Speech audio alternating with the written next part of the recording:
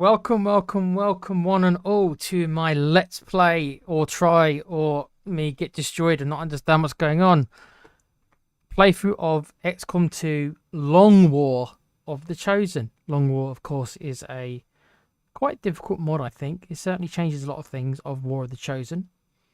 This is episode 3. My name is Nick, otherwise known as Tequila.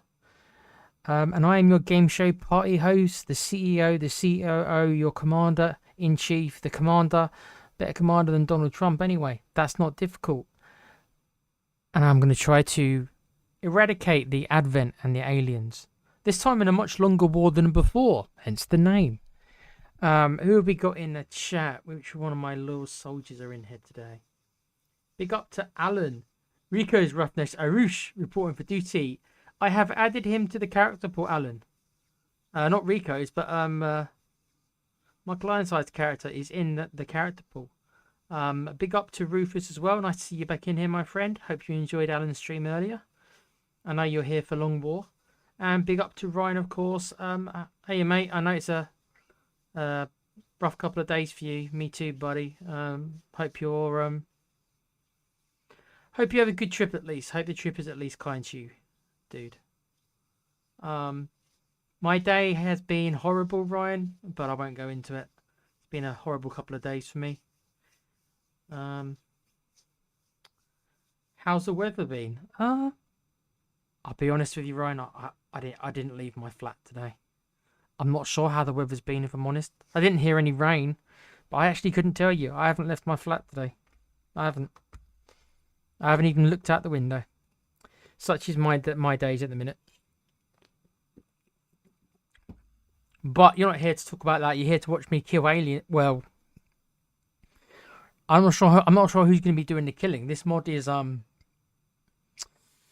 don't know how to feel about it. Rufus was asking me earlier on in Alan's stream about how I felt about it. Like, he thought I wasn't going to continue. I never said I wasn't going to continue. There's certain things that I'm not gelling with me. Certain mechanics which I'm thinking, I think the original game does certain things better, but I think that's okay. I think it's okay. It's XCOM, but it's not XCOM. There's certain mechanics in it which I wouldn't have gone for myself. But game balance is an incredibly difficult thing to get right. Am I convinced that the people who did this mod have got the balance right? No. But it is their vision nonetheless, and this is the mod that, this is the game that they've made, free of charge. So I can't be too critical, can I? It's a mod. I didn't pay anything for the mod, did I? So I can't be too critical. And I'm not being that critical. There's certain aspects of it that I think are good. But there's certain characters which I'm not sure with what they've done to them. But there's a couple of other characters which I've seen which look interesting. So it's a little bit early for me to really gauge my actual opinion on it. I need to see more of the game. I need to see how some of the characters are once they get higher levels. None of them can shoot. I suppose that is normal, but I find that all my guys have got really bad aim. And there is randomness to it because there is hidden potential, I think, is built into this mod. So everybody's got different stats.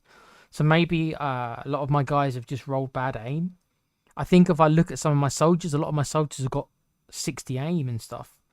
And as a rookie in XCOM, you're meant to have 65. So maybe that's playing a role. I feel like my guys are shit.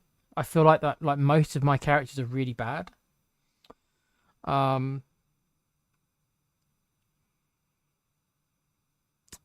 Big up to Cooper in the chat, reporting for duty. Sir, I bet you don't. I have taken the journey from London to Sunderland many a time, Ryan, which isn't that far from the journey you've got to make.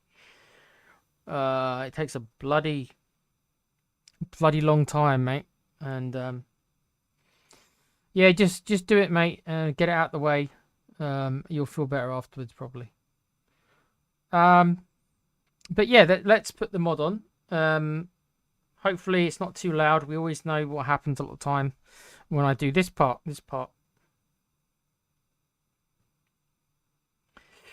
By all means, Rufus. Because they've nerfed the area heal, the long range heal for the specialist.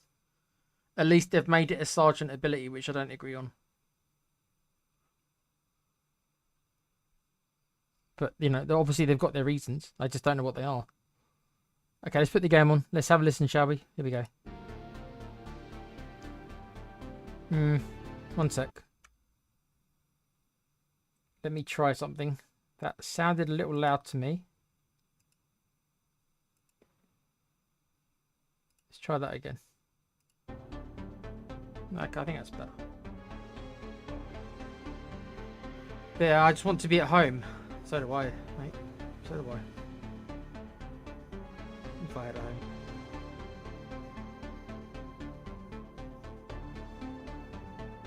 Just do it, Rob. Like I say, just get out of the way. Then it won't be. Then you won't be thinking about it anymore. Afterwards, it won't be on your mind. You know, waiting for it to happen. Kind of thing.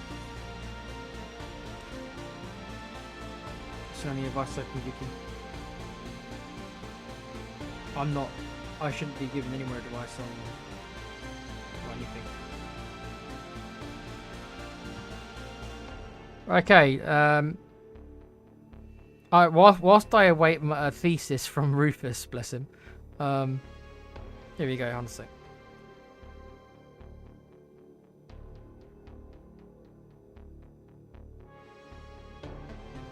I wouldn't say I really love healing. I just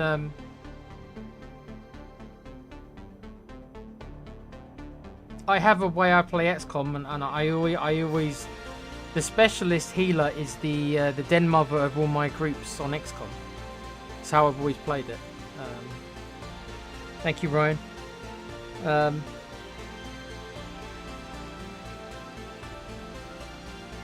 I'm just used to the area heals. I'm used to having the specialist as the linchpin of my groups. I don't do a mission without a specialist.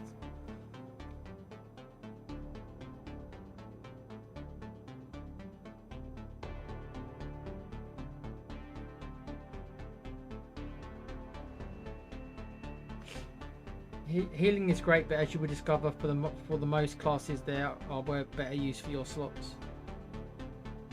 Oh no, I don't want to take med packs on everyone. I just want to take a med pack. I don't when I play XCOM2 the normal version, I only use med packs on the specialist.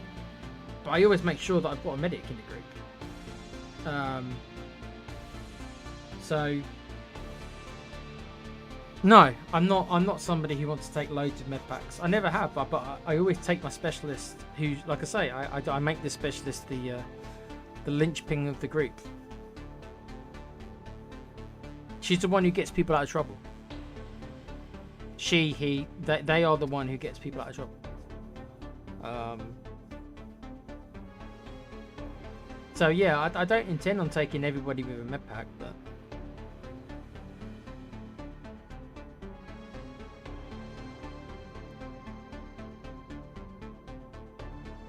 I haven't got the range heal, Rufus. You don't get it as a specialist until sergeant. That's why I was confused. I'm not used to having my specialist not being able to do range heals. I don't really understand why they removed it. I don't think it was that overpowered. I mean, it's still only a med pack that heals like 4 hit points. I mean, if that's overpowered, then I'm not sure what to tell you. It's a design decision I don't really agree with. That's all.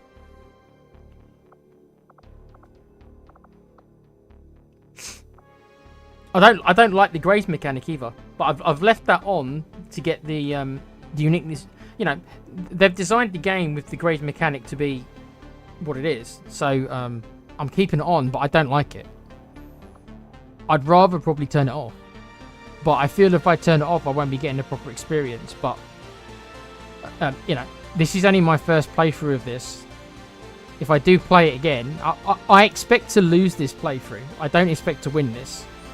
I don't think I know enough about the mechanics. I'm going to come across an enemy that's going to wipe the floor off me properly at some point. So I don't expect to win this playthrough. So this is a learning process for me. But there could be a good chance if I do play it again, I will switch off the graze mechanic because I think I don't like it. I don't like it.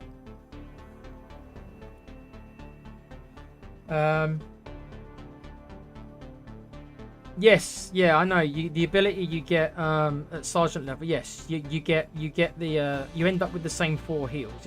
Yeah, I know that you end up with the same ability. It's just the fact that that it's an ability that you have from the start on your squaddies specialists, and I just it's weird. For example, that they've kept combat protocol there, but they haven't let you keep in the healing there. It's just I just don't really get it. There was something I noticed you got confused about regarding missions. I don't understand the reinforcement mechanic in the game. Really.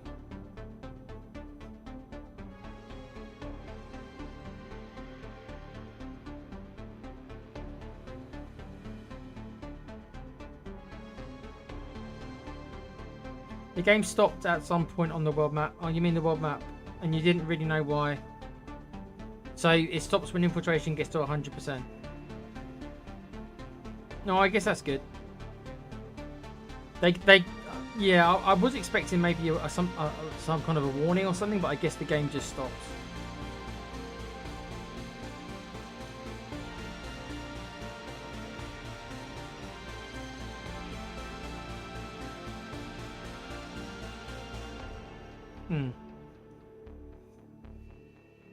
Well, we'll plod on. We'll plod on.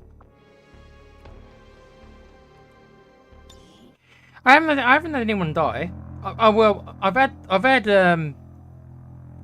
had somebody bleed out, but he did have time to bleed, so he didn't die. I had to carry him out, but to be honest, that was a very unlucky event. That was a 15% chance that the Advent made that shot, which is bullshit, really.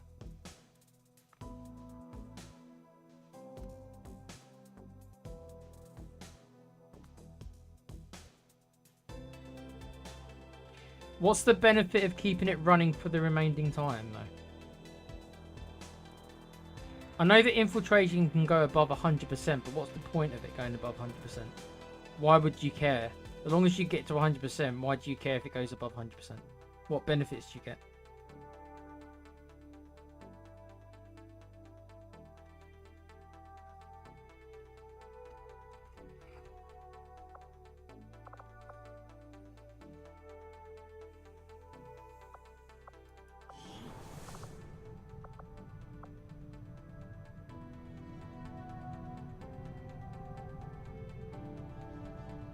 Yes, life is BS as well, Ryan. You get no argument from me. Started, Commander.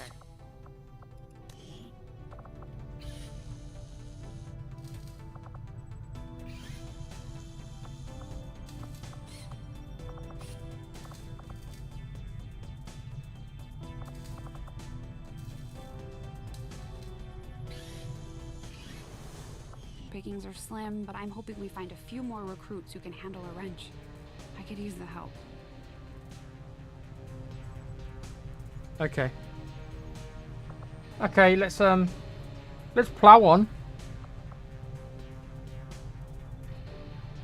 And so yeah, a covert operation, which is not guaranteed success anymore because they've changed those mechanics. 5 days.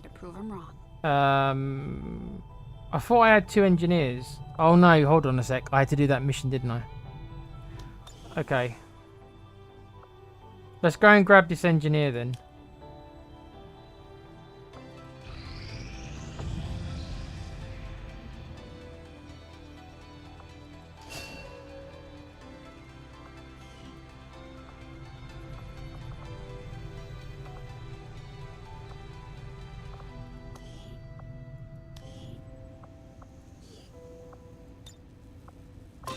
Okay, well I got 2 engineers pretty fast. That's pretty good.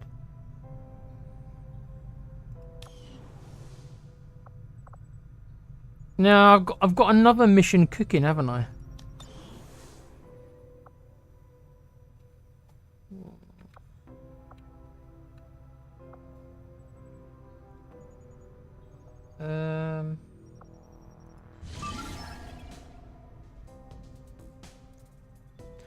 Okay, 97% infiltrated. 3 hours until 100%.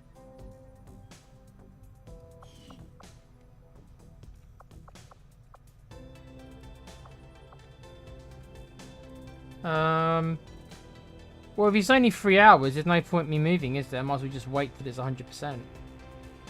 There's no point me flying across over here, is there? Or is there?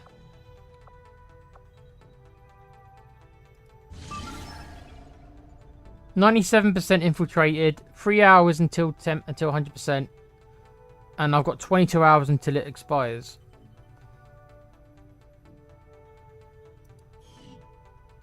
Okay.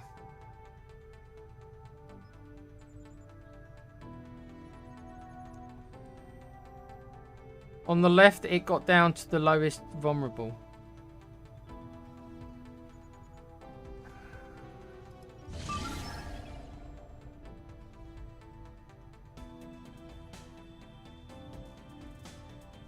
You mean the enemy activity on the left? Extremely light, which I'm assuming is the lowest it can go. Okay.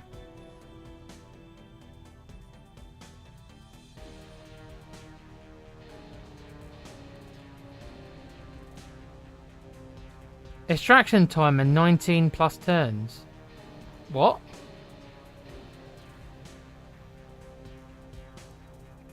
"19 turns"? 19 turns? What the hell? Why are they giving me 19 turns? How many enemies are they going to throw at me at 19 turns? Okay. Well, that'll be interesting. Setting course for the Western It's gonna tell me to go back as soon as I get there.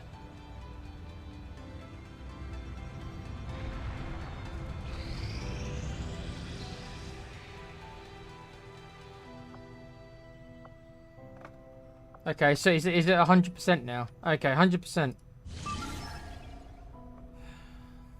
I've got 18 hours till it's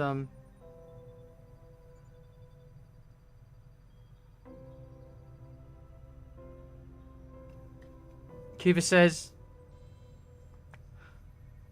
I think you don't have to do every mission, Tech. You can win with only 50% completed, and some missions can be done with a single unit.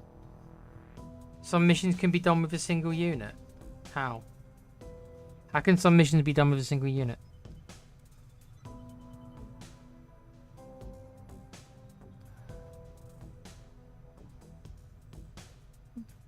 Okay. That's why you want to run more than 100% sometimes, especially when Advent strength in the region has gone up. Because you want to hit vulnerable and extremely light. To bring the numbers of enemies down. Yeah, okay. I get it. I get it. I don't know what I'm doing, Rufus. It's the first time I'm playing it.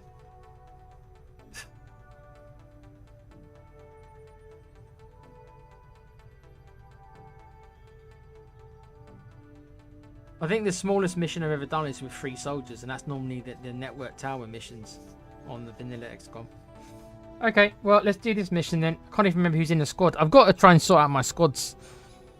I think this is the last mission that was cooking anyway. So after this, then I can actually have a look at my squads and I can try to devise proper squads. Who have we got then? We've got...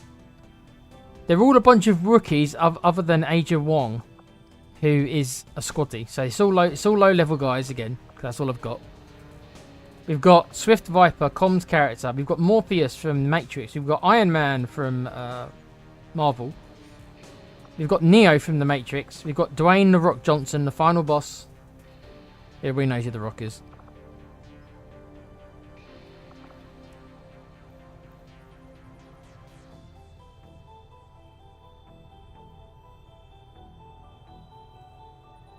Big up, Ryan. Can we get 5 more likes, please? Yeah, please remember to like if you can, guys, just to push the video out a bit.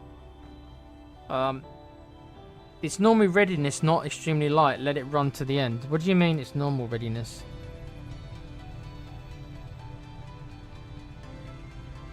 What do you mean? It's already extremely light on this side, isn't it? Why have I got to let it run to the end?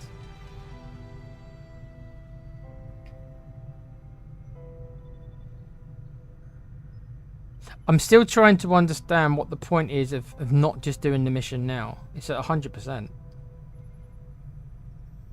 Let it run to the end. Check the middle under mission brief.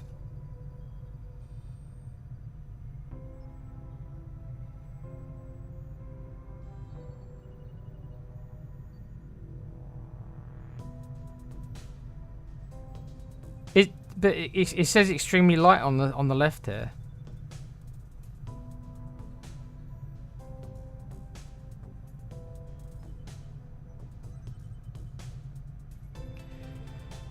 Enemy readiness normal. Can it go like can the enemy readiness go on the left here? It says enemy activity 7 to 9 enemies. So enemy readiness, can that go down as well then? And I can bring it down by waiting. I've only got 18 hours though. Then I've got to do the mission.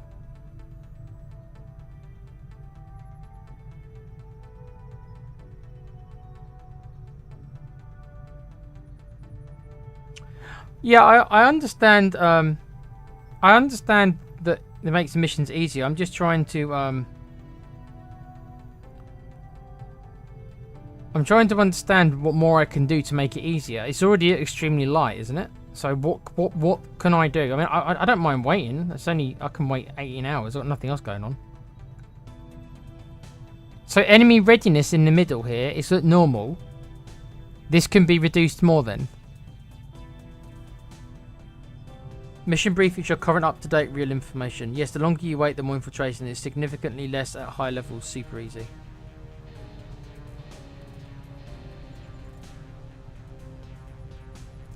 Okay. Alright, okay, I'll wait then. I'll wait. I'll wait. 18 hours until I've got to do it. Okay, I'll wait 18 hours then. See what difference it makes. Okay. Let's go and make contact with these guys then. While I wait.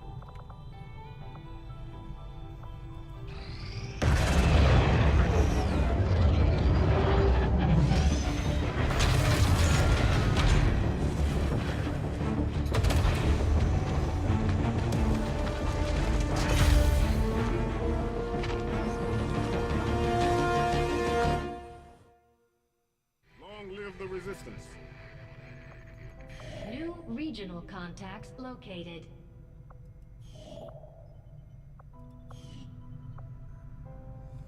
Okay, so I've got another haven here then.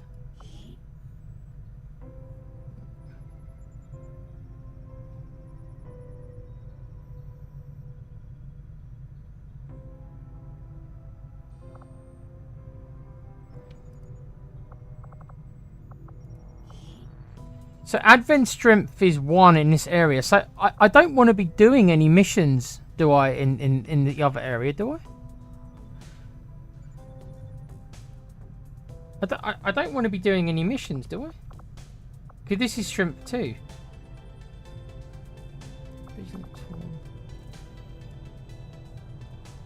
Hmm.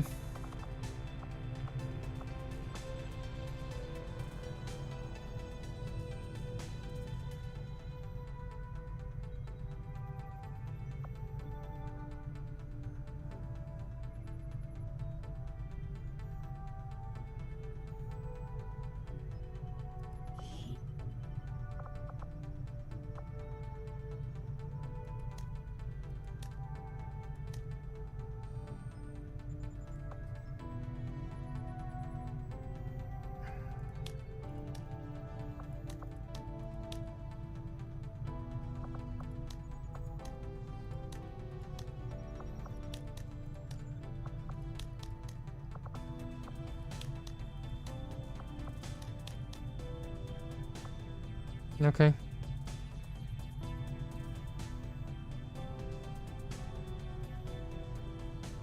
You want to make sure you got longer mission time to infiltrate, or less soldiers.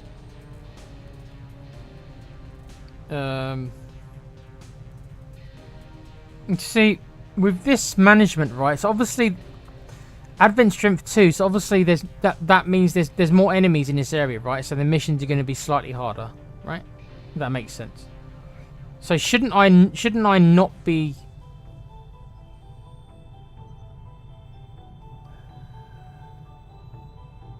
I shouldn't be focusing on this area, should I? I should be focusing on the other area where there's less troops.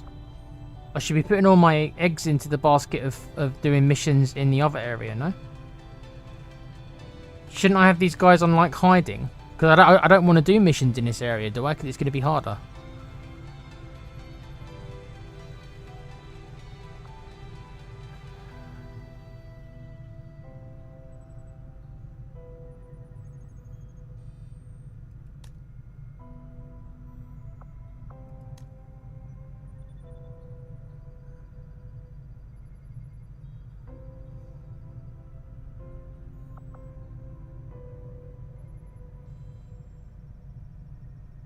Okay, I'll leave them all on intel then. I'm trying to understand what the best thing to do is. I would have thought I wanted to focus on the first area whilst that's at strength 1.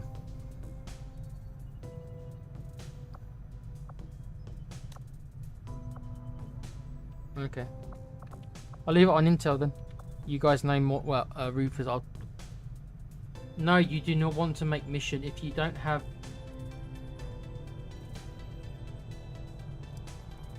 If you don't have, and we can end up doing a mission that's going to destroy the Haven. No, you do want to make missions. If you don't have intel, Advent could end up doing a mission that's going to destroy the Haven. Oh. Oh, so if I don't do missions in the area, then what? They're just going to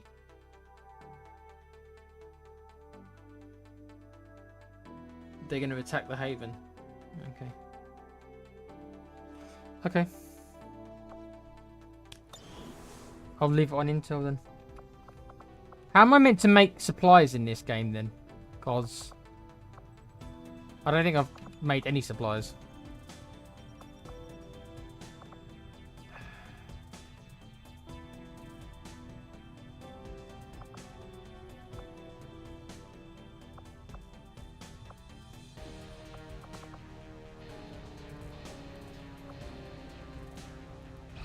Our inspiration did prove beneficial. Experimental weapons. Proving ground project. I haven't even got the proving ground. Frost bomb. Shadow keepers, a pistol, hunter's axe, and the bolt caster.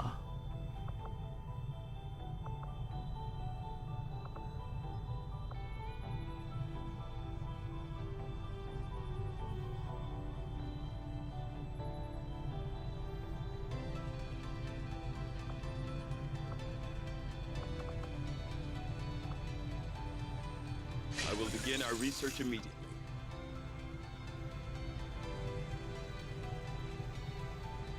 You'll switch for intel to supplies later on. You want to take biotech for implants. No, just saying a mission type that is out to take down your Haven could appear and you don't have intelligence. You're not going to see that mission pop up. Oh, so to intercept their attacks, I need to have intel. Okay. Working at the Advent clinics, I saw medical.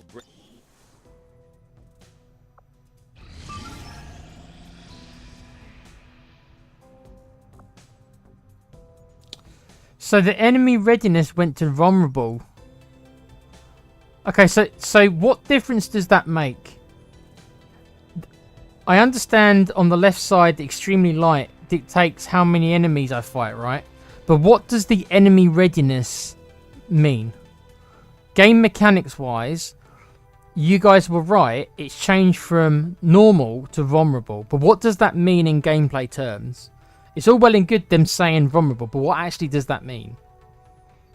What's the difference between me doing a mission when the enemy readiness is normal and me doing a mission where they're vulnerable? What is the actual difference there?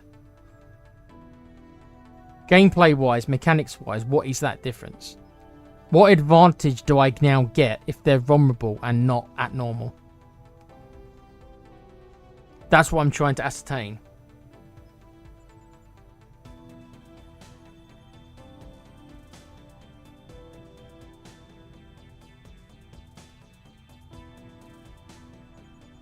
Number of enemies and what turrets and shit they got up.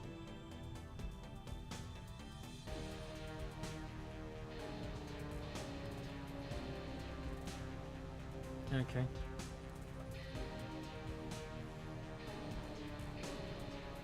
But this is a rescue mission. I've got to rescue 2 rebels.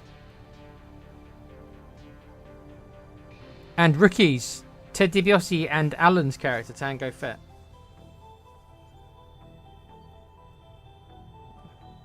I don't know how easy a mission this is going to be. All my guys are terrible. They're all rookies other than one character. Okay, let's get it started.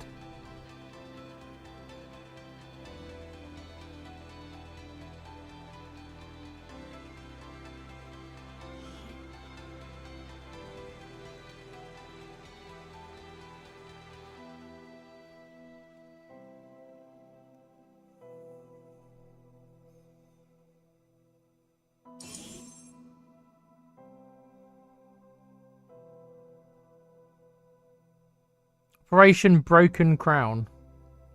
Rescue resistance contacts.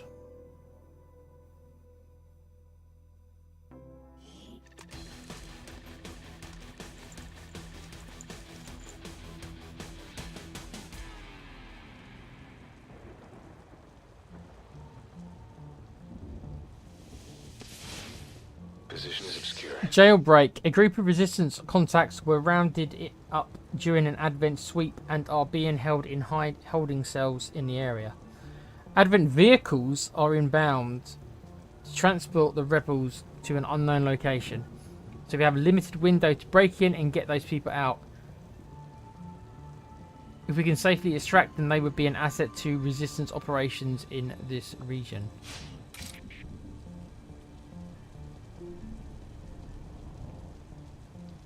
Got 24 turns.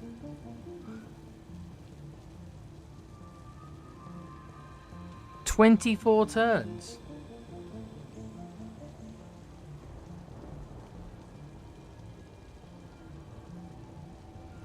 Yeah, I do need somebody. I do need to explain the reinforcements. I've noticed it's in green, and I've seen it in yellow, and I've seen it in red. I assume that's like traffic lights, right? But what does that actually mean mechanics-wise? Is that how many turns? Because I've noticed it says reinforcements incoming, and they don't show up for 3 turns. So is that what it means? Does that mean they can send down reinforcements at any time, but there's a delay on how long it takes or something? That's what I'm assuming.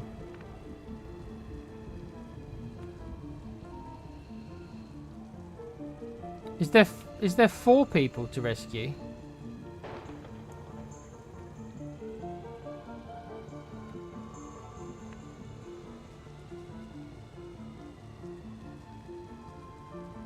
When revealed, it will pop up and show you that it's on their way. Yellow status. When a reinforcement is about to turn up, it will turn red. Oh, okay. So there is a delay. I thought that's what it might be. So it's a delay. Okay. Enemy readiness affects detection range 2, Kuva says. I believe is a huge boost to emission ease. Is that what it does then? It affects detection ranges. Okay. Affirmative. Moving out. Hostile forces spotted. I hate these, but I strongly dislike these drone things. They seem to be able to spot all my guys really easily.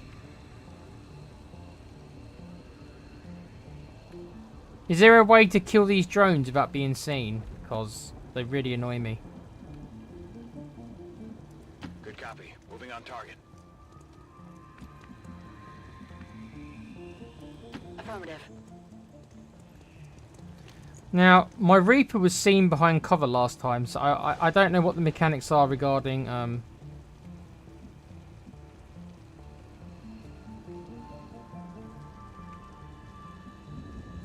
Running. Will do. Copy that. Affirmative. They typically land near you in shooting range. Yeah, they landed behind the train yesterday. It was really annoying.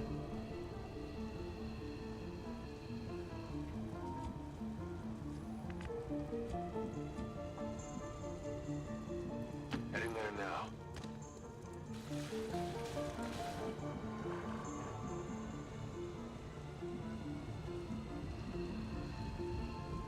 Okay, but he's fucked off down here for now, so this gives me a chance to move up. But there's all these annoying civilians that are going to rat me out, like the scum that they are.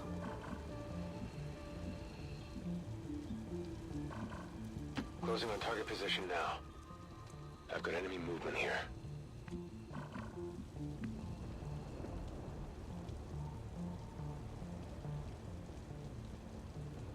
Advent officer and another one of these drones.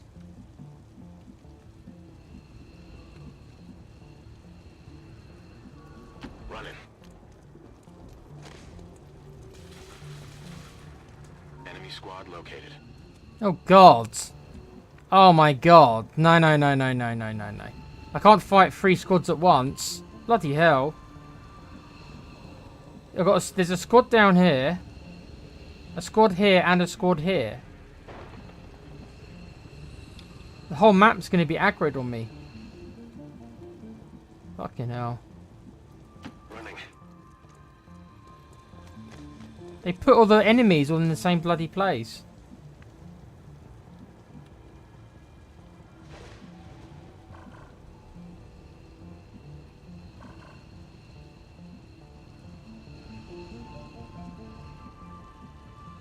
There's nowhere really for me to go, you know. No need to ask twice. On the move.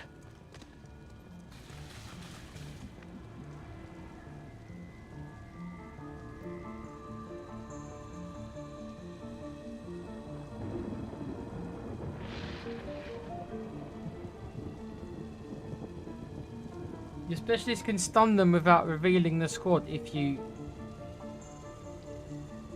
Oh, really? Oh, okay. I didn't know that.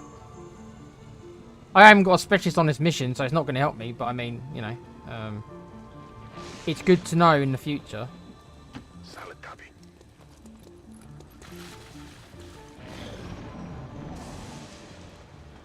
Yeah, I do not want to fight, especially 3 groups at once. That seems like a really bad idea. Don't come up here.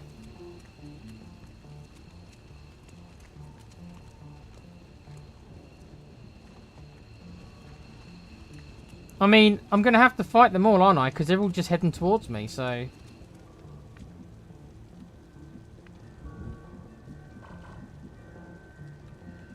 Where do I need to get into? Here. Okay.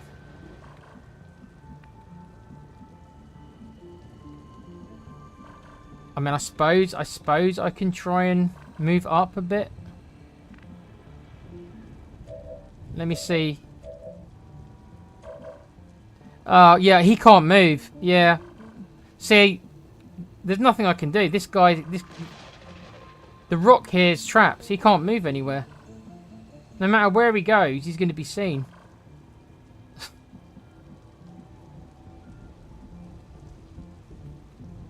Come on, man.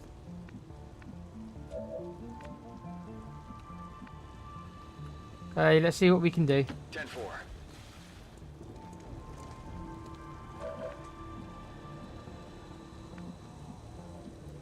On it.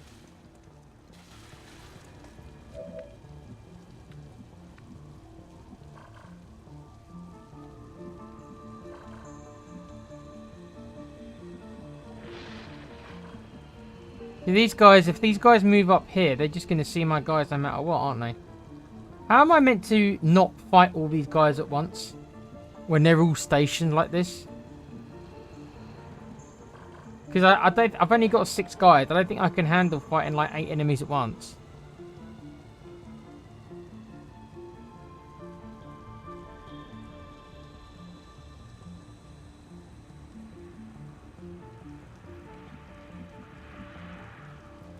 Rolling out.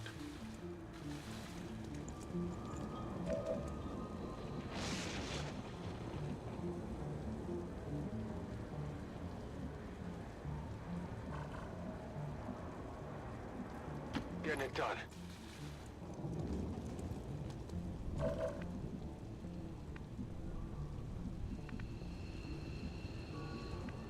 I think we've seen every enemy on this map. Moving out. Well, I've got to move the rock back here because he's going to be seen. So 10-4. okay.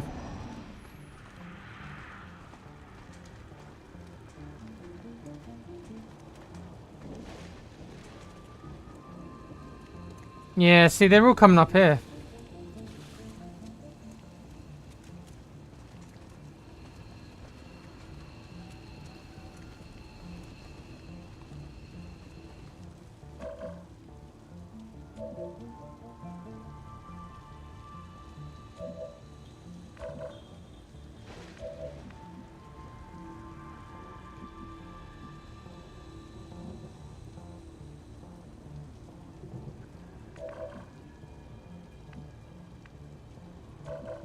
Okay, well he can't move without being seen.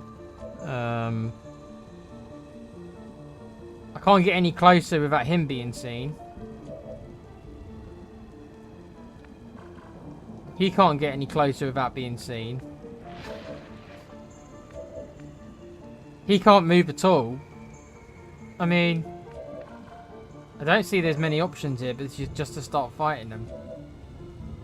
It's going to be 5. It's going to be 5 on 6 because these two are going to get involved. But these two are going to have flanking positions on some of my guys.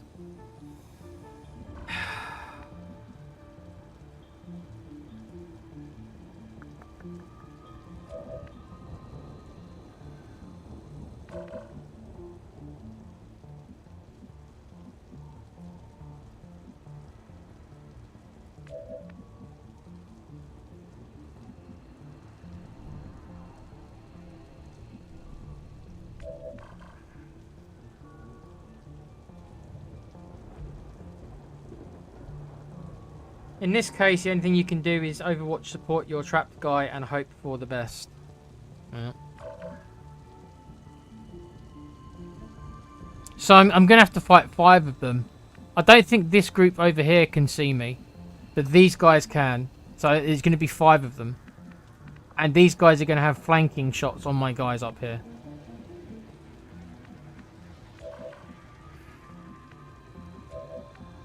Because the game decided to throw all the enemies all at once on me. Again. The game loves... This mod loves doing that, I've noticed that. It loves throwing all the enemies at the same time at you.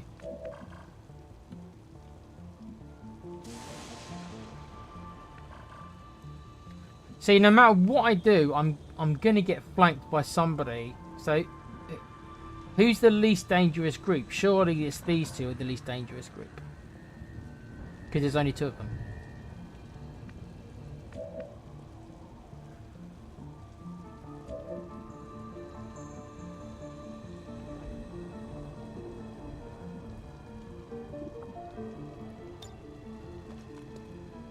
Okay, so the play for me, I've got to fire the grenade. That makes the most sense. I can hit 3 of them. Okay, so Adria Wong here is going to fire the grenade. I need to decide what to do with everybody else.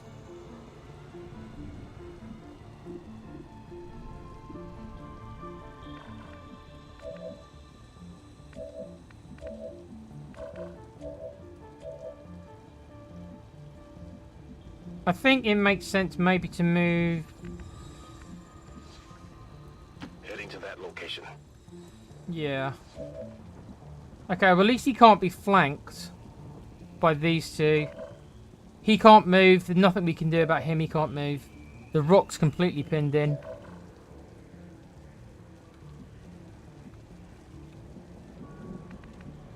Has he got more? Has this guy got more chance?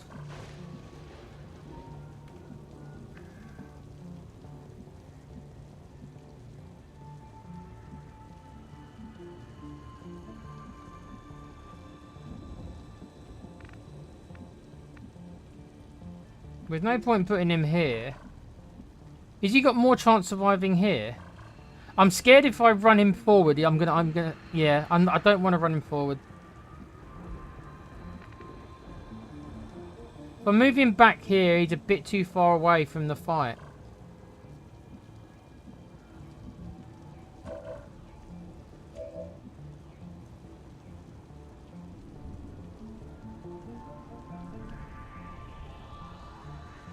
Your movement is usually very aggressive, Tech. Sometimes it's better to stay patient to Overwatch and let the enemy have the problems. I agree with Rufus, it's the same on top difficulties. Like,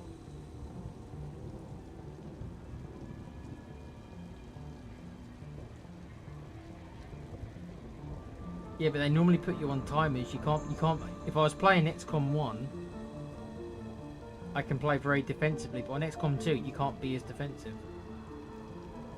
At least normal XCOM 2.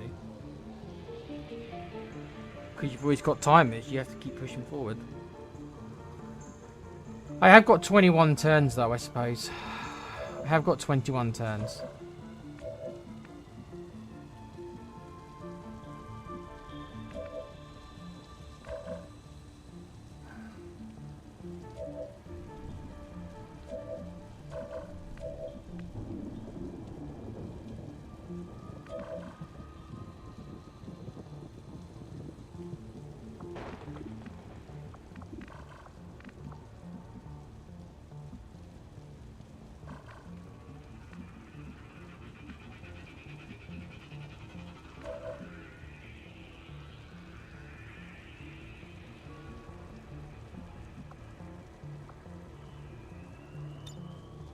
Got it covered.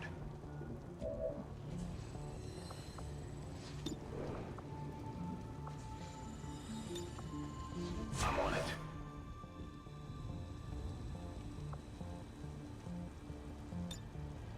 I'm on it.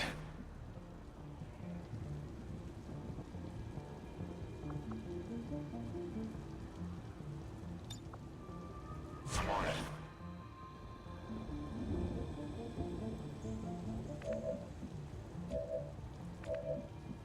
I'm going to keep Neo here. I'm not going to put him on Overwatch because my idea is to run him down here and try to flashbang these guys so that they'll have a much lesser chance of hitting their shots next turn.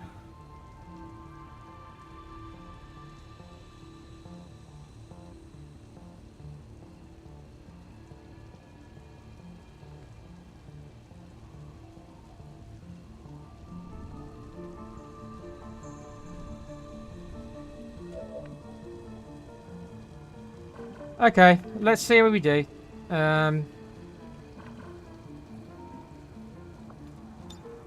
Hopefully we can kill the majority of this group, and then we'll just be left with the two down there. I'm going to see if I can flashbang them. But here we go. Here we go. Heads down!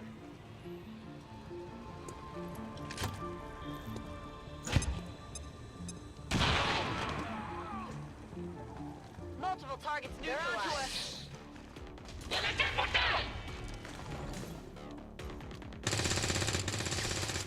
Nice. Very, very good. Very, very, very good. We knew this was going to happen. Nice. Right, so now my plan is to try to flashbang these two.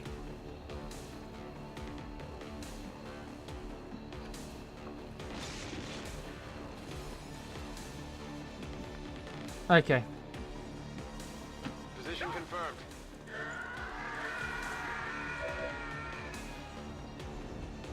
So they're going to get shots. So all I can do is reduce the chances with flashbang. So this is what we're going to do. Take a good look. Hopefully with the reduced aim, they'll miss. That all you got? Did he hit her still? Oh, come on, dude! Come on, dude! You're fucking disorientated. You're shooting and critting my guys, mate. Fuck off. You've got 40 aim. That's a 40% chance, and then you hit the crit. Why did they get a turn? Sure. I don't understand what happened there. The mechanics there. Why did they get a turn? Okay. Again, I don't really understand why that happened, but whatever.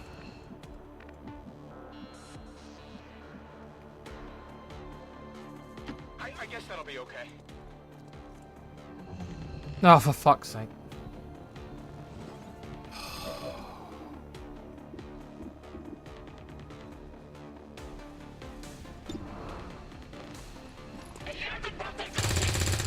Oh my god! Close. You missed an 87% shot of the flank. Oh. God almighty. Oh.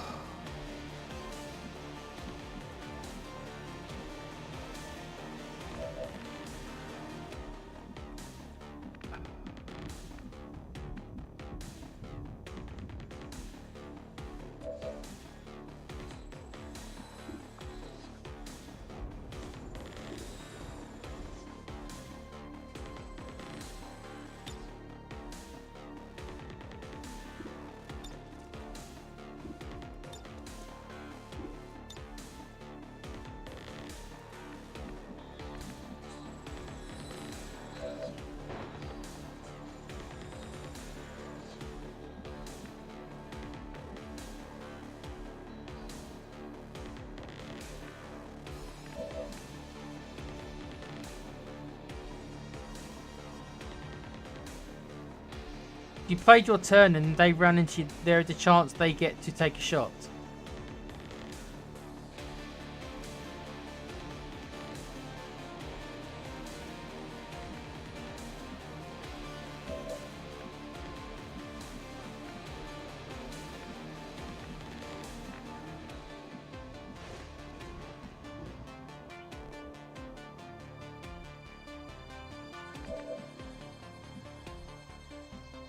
Well, this is the problem now, isn't it? I'm now flanked. Because now these guys are active and I've still got to try and kill these guys. Okay.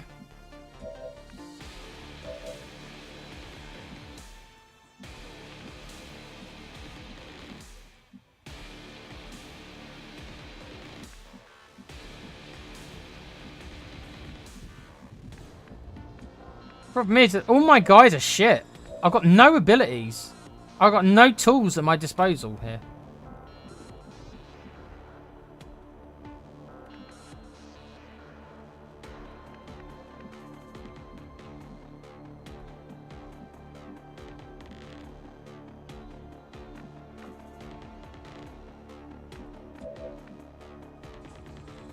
He needs a heal.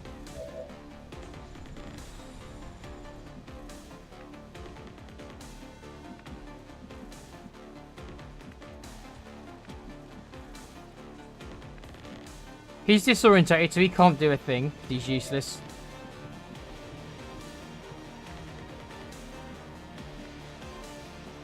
Finally. 0% chance to hit. Amazing. 0% chance to hit. So, you're worthless then, dude. Might as well just hunker down with you then, might we? Cover it.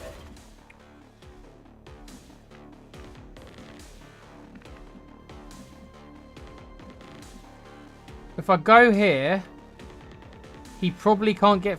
Well...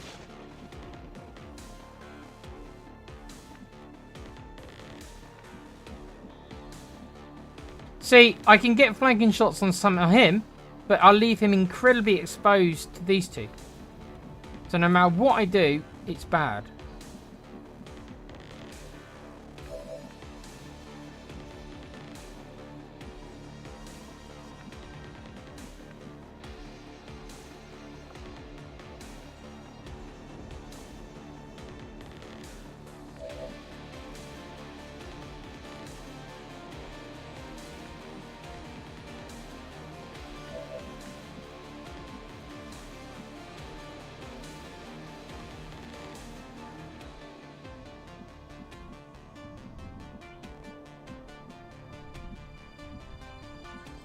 Roger that.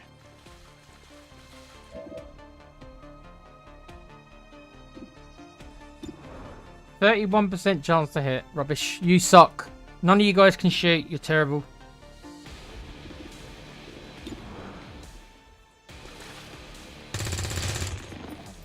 Of course it did.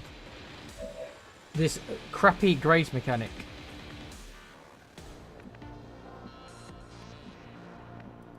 Moving to position.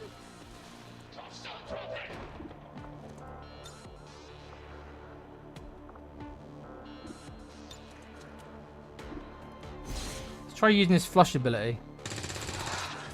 Okay.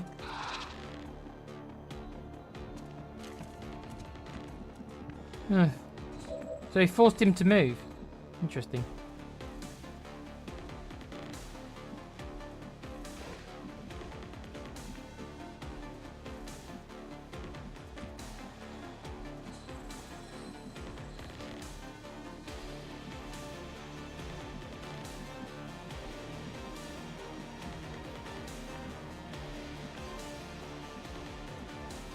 No need to ask twice.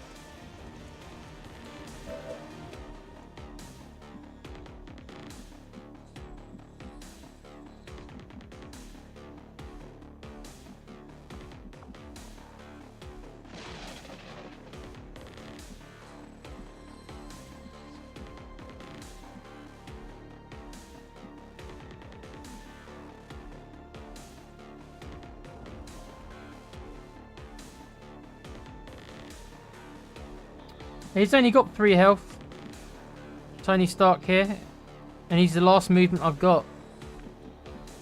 So, I haven't managed to kill any enemies. He's flanked by this annoying piece of shit here.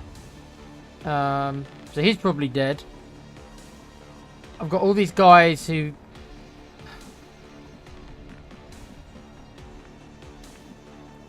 I'm going. I'm gonna have to see if I can... This is very risky, but... I'm gonna have to see if I can flashbang these two. But Think I'm good luck. Tony Stark might be having a very bad day. Okay.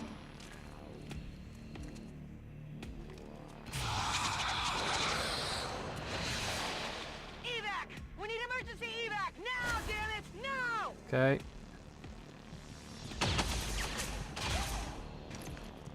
That all you got?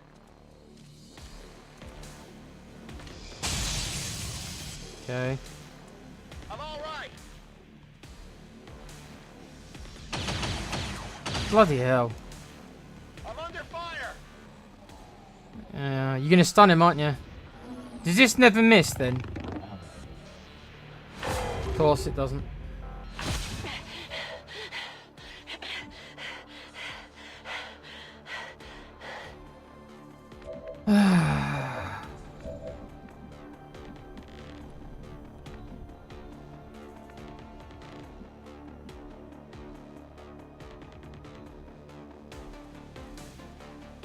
What do I even do? Like...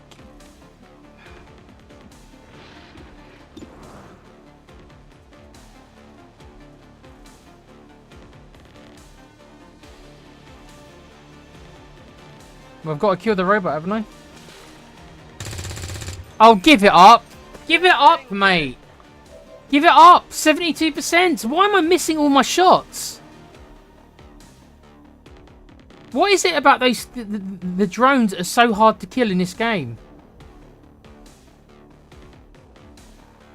Fuck me.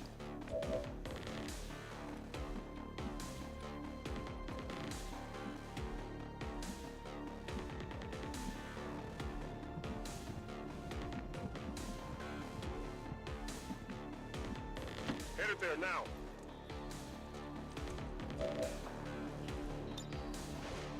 You block their cover, please. Here, catch.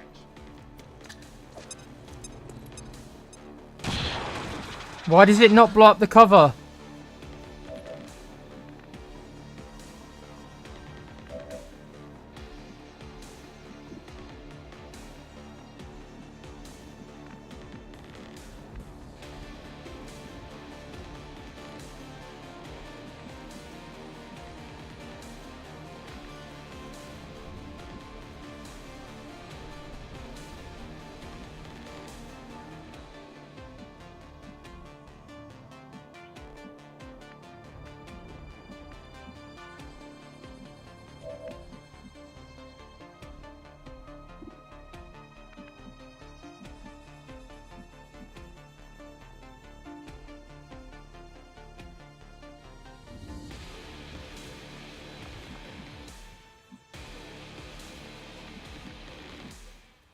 Let's move already.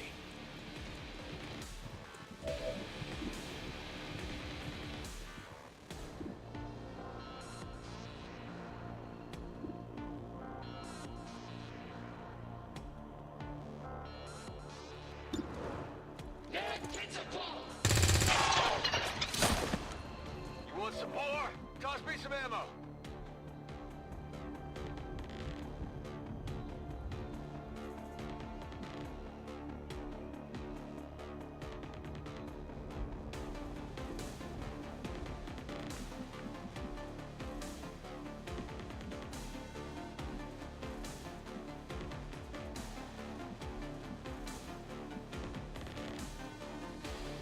Whatever you say.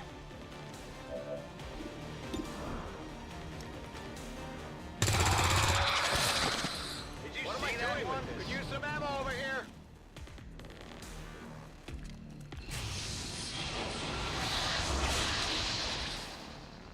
What's he doing? Ah, okay.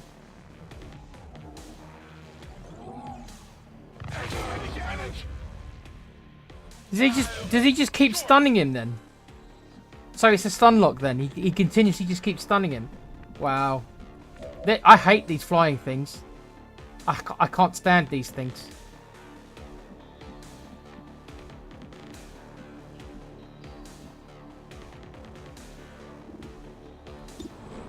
Come on, dude. Don't miss again. Oh, for fuck's sake. What is it with these things? What am I doing wrong here, guys? What is it with these flying things? Why are they so hard to kill? This graze mechanic needs to fuck off. It's incredibly frustrating. These guys take so many hits to put down.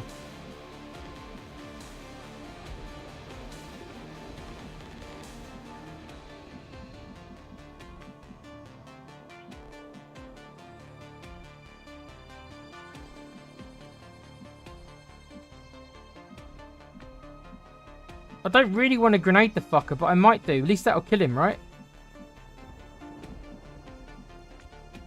What else can we do?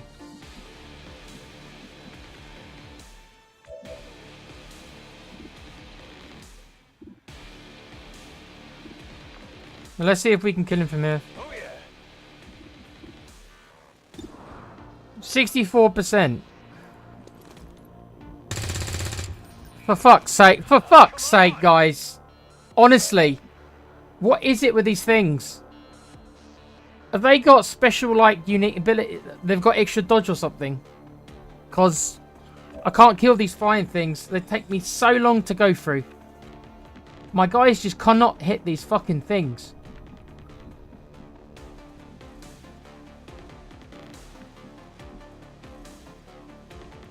On the move.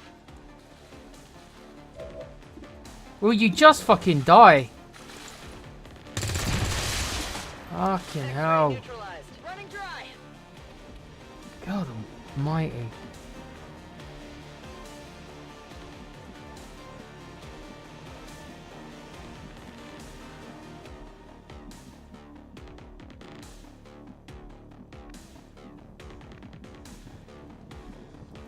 On it.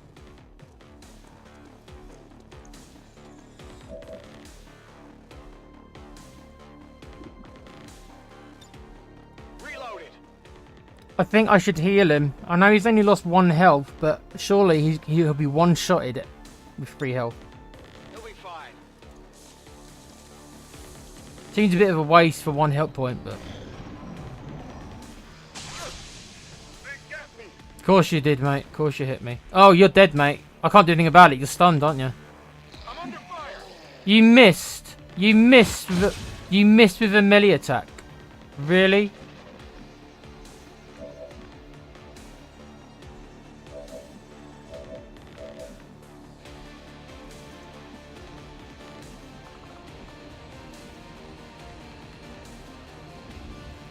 If you say so.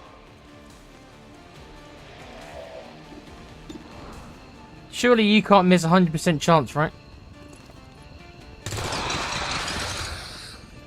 Check it before you get too close. Guns dry.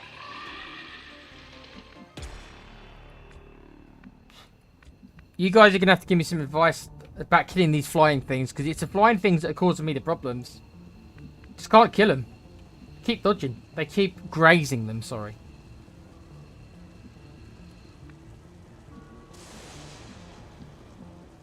Yeah, if I play again, that grace band's coming right off. Moving to position. Target package secured.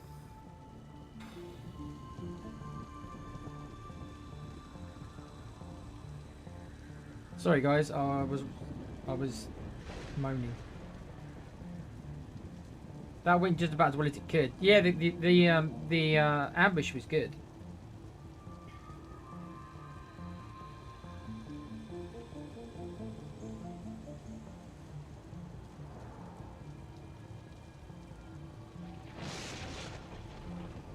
Yeah, I know they normally move when they're flanked. If you feel sure that there aren't other troops, you can run into Dibble move. Yeah, I was sure there wasn't any groups because I pretty much uncovered the whole map in the second turn.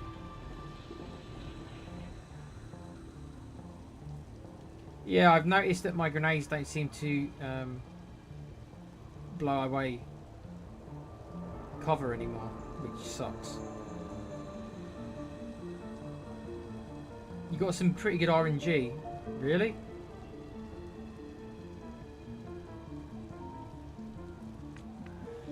I didn't have any RNG on the flying thing. The flying thing was just a pain in my arsehole. I got a bit of luck probably with this getting a crit here was lucky, I think. That was the riskiest move I made with Tony Stark here, because I was pretty much sure that if he didn't kill him, he was going to die. So that, I agree with the RNG to do with that. That was a lucky crit, I think. But that makes up for all the bloody misses I had against this bloody flying thing, that I kept on missing all my shots, or sorry, grazing them.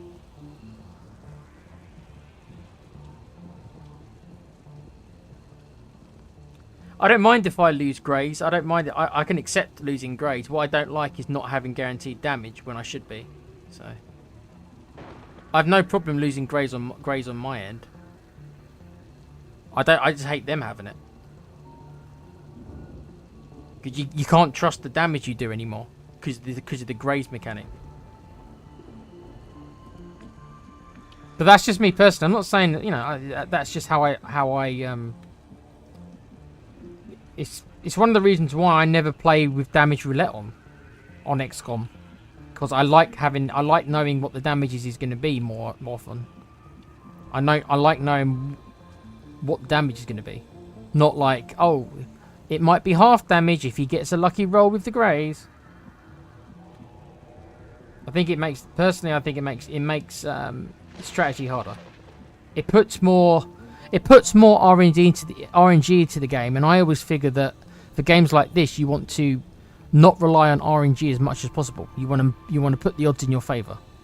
So by them adding a graze mechanic, there's always whatever it is, 20% chance that the damage is halved. Yeah, it just takes away some of the strategy, I suppose, in my opinion.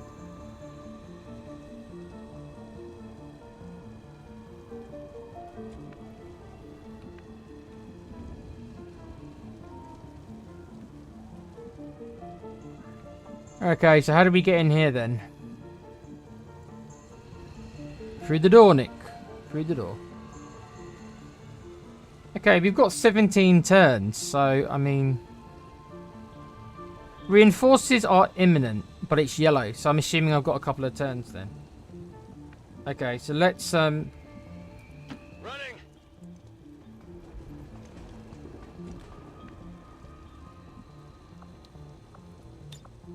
Locked and loaded.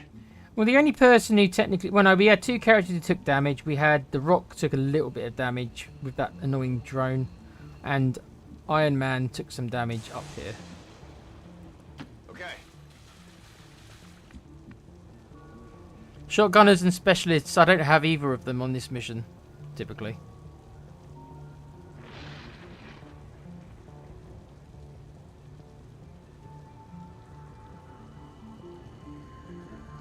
Yeah, but they might as well be flat misses because the thing's got 1 point of armor. So even if you get grazes, so I have to get 4 grazes to kill him. It's just.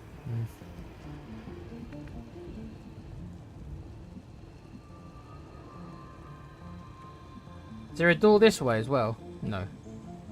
Oh no, there is a door. Let's not go that way though. Let's go around this way. We'll go around this way. Is that a door? I can't even tell.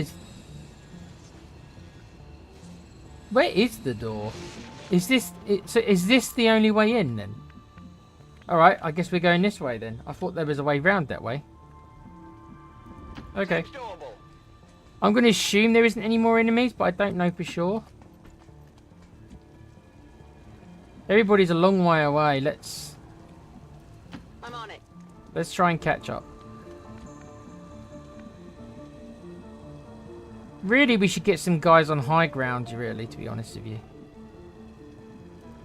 Solid copy.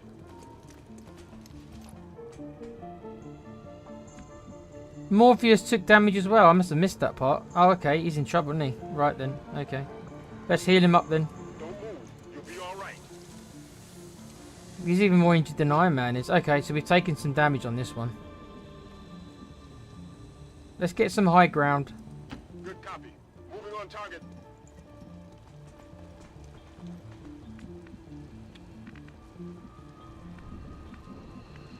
Oh no, there is a door around this way. I couldn't see where the door was.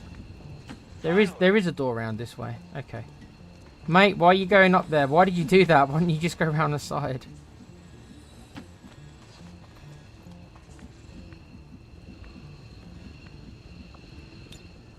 I'm ready. I guess that'll be okay.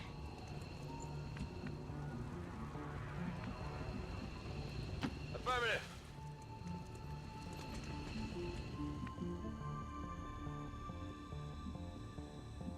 Yeah, I know. I don't expect. It's a learning process, but that still doesn't mean that I have to. If I think something's a shitty mechanic, I think it's a shitty mechanic.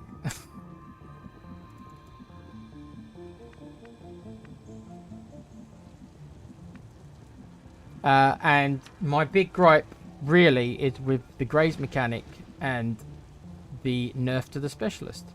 That's two things that I'm not a massive fan of so far, but there's other things I quite like, so it's the best of both worlds, I suppose. I'm going. Okay, so again, I haven't got a specialist, so nobody's going to be able to hack these. I'm just going to have to. Boss. Okay. Well, we don't need to send everybody in, do we? Okay, so let's try to get everybody on high ground, and if they do drop down, which it looks like they're gonna, then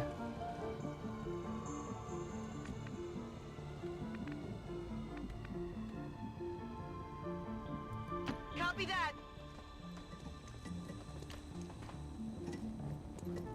okay. Okay, so we've got 2 guys inside. So let's sit on high ground, and if they do drop down, it's still on yellow, which I guess means not next turn. It's killing time. Copy that. Okay.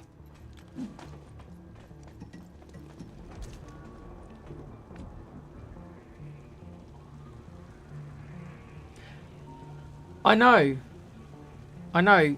but it's my job, Kuva, as the player, to rig it in my favour.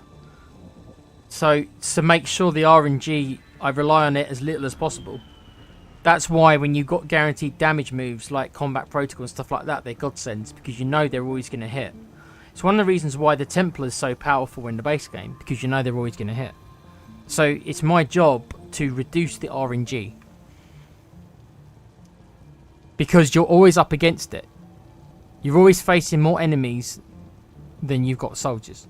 So if it's left to just flat RNG, you'll probably lose. So you need to rig it. You need to manipulate the RNG so that, you know, it's more in your favour. With the graze mechanic, it just feels like, no, it's just a flat 20%. So you can't ever really rely on getting proper damage anymore.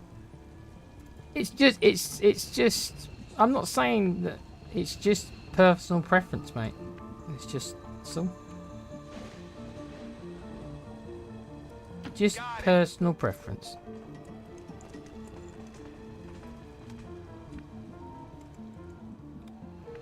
We'll keep one guy down here in case they do decide to. We'll keep one guy near the entrance in case they Orders confirmed. Moving out. do decide to drop down near here. That was a misclick. Right, okay. So next turn I'm going to open up the doors. I've still got 15 turns left, so that's very generous of them. I get the feeling as soon as I break these guys out, the reinforcements are going to drop down, right? Moving to Overwatch. Okay, so let's bust them open. Attempting to gain entry.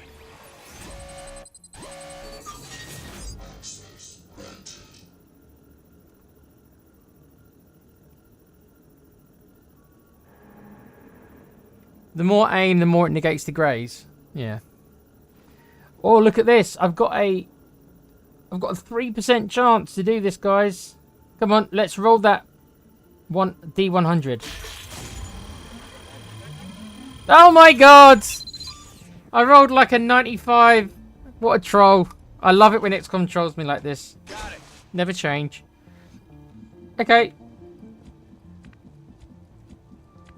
Is this where Ted and Alan is? There you go. I don't think Alan's watching, but here's Ted DiBiase, Alan's favourite wrestler. There's Ted.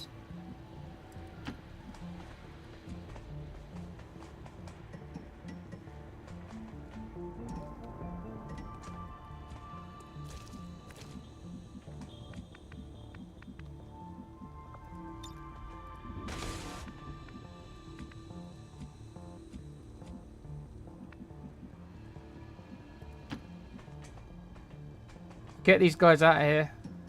Where are you going, dude? That's... okay. That was a weird route for you to take.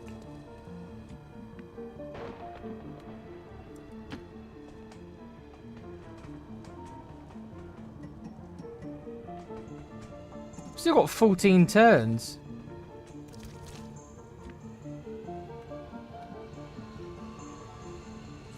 On the move. Okay. I can handle that.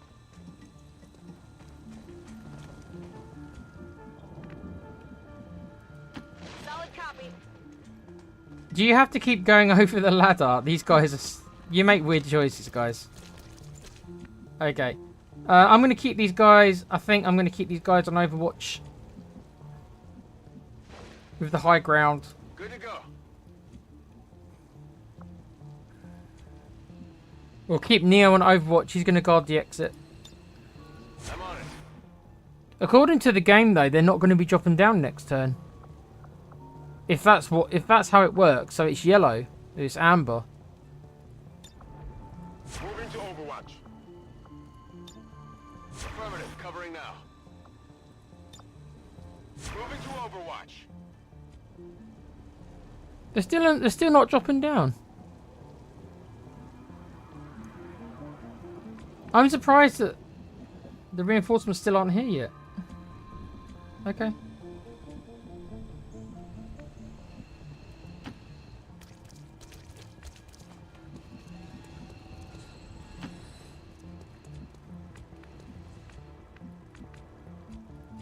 get the civilians out first. Okay, that was pretty easy.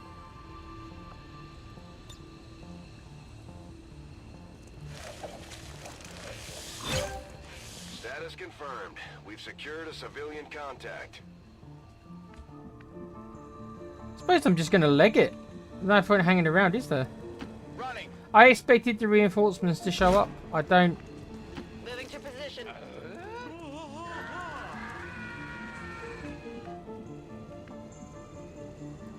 Rolling out. Okay. I guess we're just going to get out there then. I guess we're going to leave next turn. Nothing is coming for you.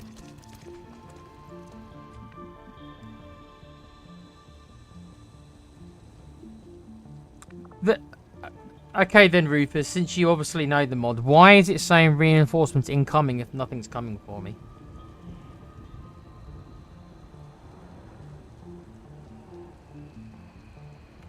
It's a yellow warning, so I'm assuming it means that there's some kind of a hidden timer then. There must be some kind of a hidden timer. Location confirmed. But it doesn't show me the timer, it just shows me yellow. So they're a couple of turns away then. They're still a couple of turns away. Okay, we'll just leave then. That's affirmative. Okay. On your order. Hmm.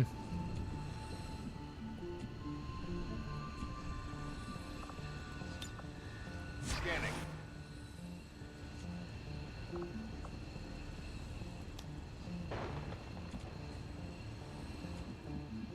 Odd. They must have been ages away then.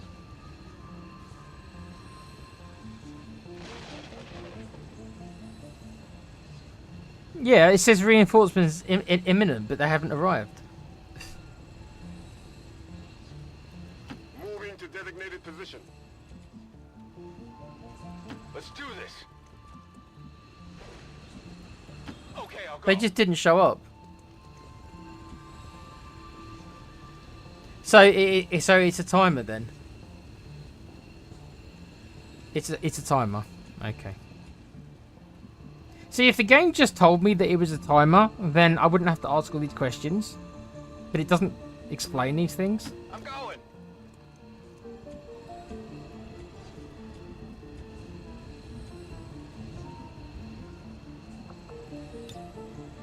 Evac confirmed. Okay. Confirmed. Mission accomplished. Yeah, I noticed the different colours, and that's why I assumed it was like a traffic light. Green, amber, and red.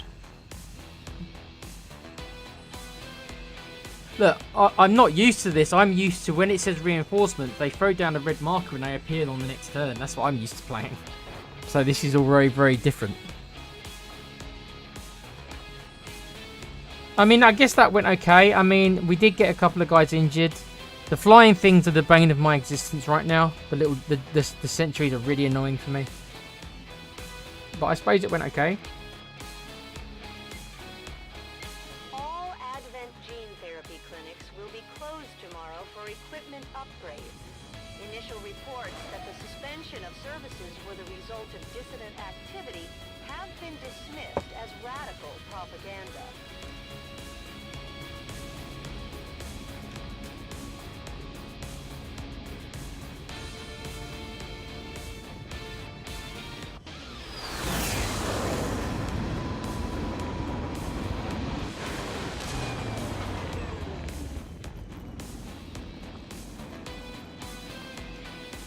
The wound times are pretty nasty. 20 days he's out for, and Tony Stark's out for 14 days. Okay. We've got 2 new recruits. Ted DiBiase and Tango Fett are in the game as recruits. Elite Scope. Greg Barnes. Oh, who's that? Oh, he's the Resistance operative. Okay. So, the Resistance operative, is that somebody who goes to the Haven then, I'm going to assume?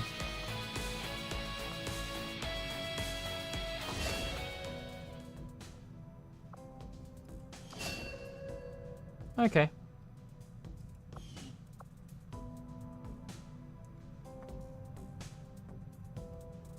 To be fair, you had a mission plus a map that was bad. Getting the Avengers' power back online was a miracle. I'm not entirely sure how he deciphered their system. I can put him in a haven. How do I do that? In the sand if he hadn't. He gave everything he had to get the ship running. But he didn't live long enough to see her fly. You can honor his memory by using this ship to destroy the aliens wherever we find them.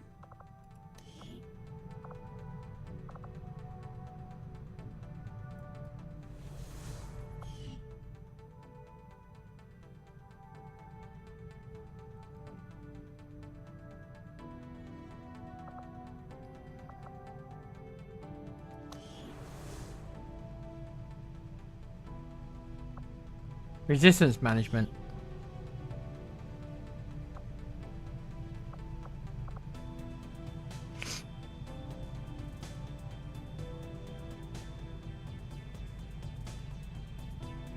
What does the V stand for?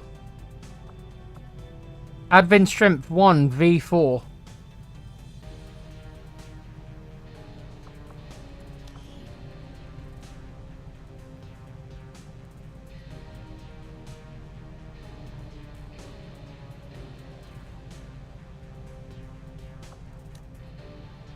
Oh, he went there automatically. Oh, okay.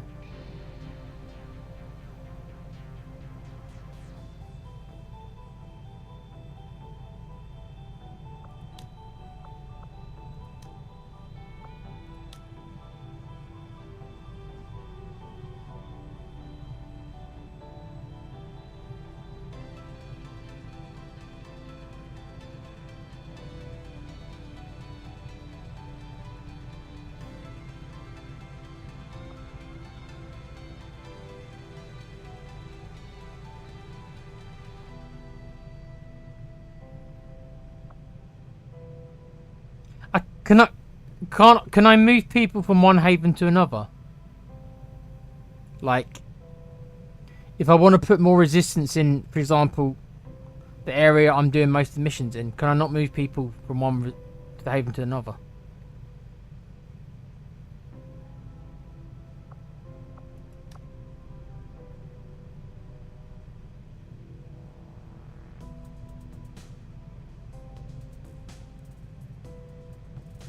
Nope, you can't move them.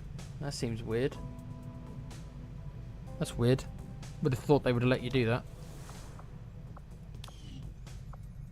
Okay, so I've got all my troops back now because I've got no missions currently that I'm... So yeah, we've got Blaine who's wounded for 25 bloody days. Scott Gorman who's wounded for 11 days. Morpheus who's wounded for 20 days. The Rock's tired. Okay. Not sure why he's tired. And Iron Man is wounded for 14 days. Everyone else is okay.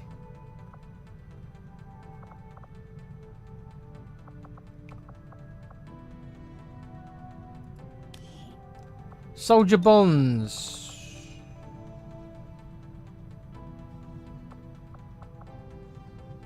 Oh, so he can be friendly with Scarlet Witch. I don't blame him. I'd want to be friendly with her as well. Get my drift.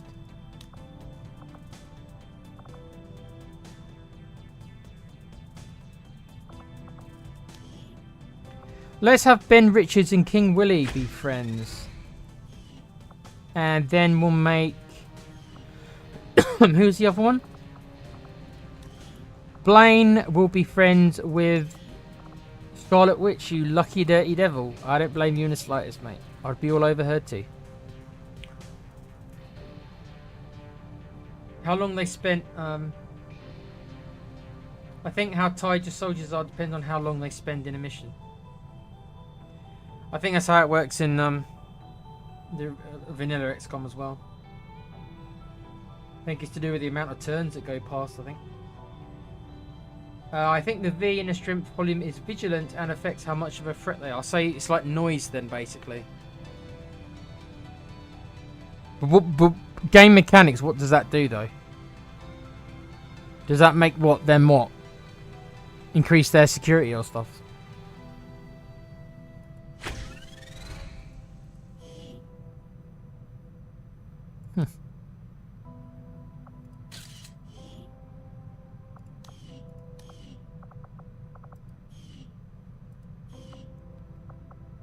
Got loads of promotion. I'm gonna have to start making some decisions. Okay, let's look at some promotions then. So this is Com's character. I was very impressed with him. What do we make him? Do we make him a...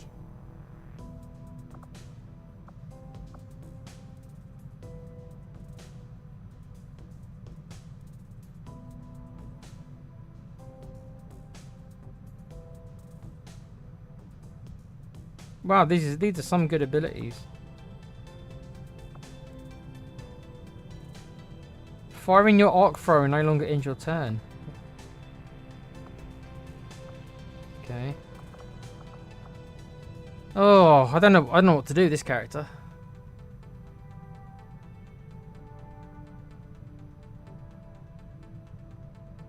The higher advent strength is, the more time you need to infiltrate and harder it is to level to lower mission difficulty.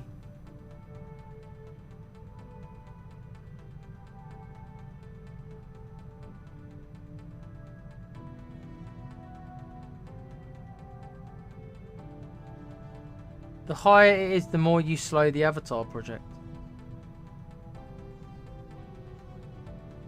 Oh.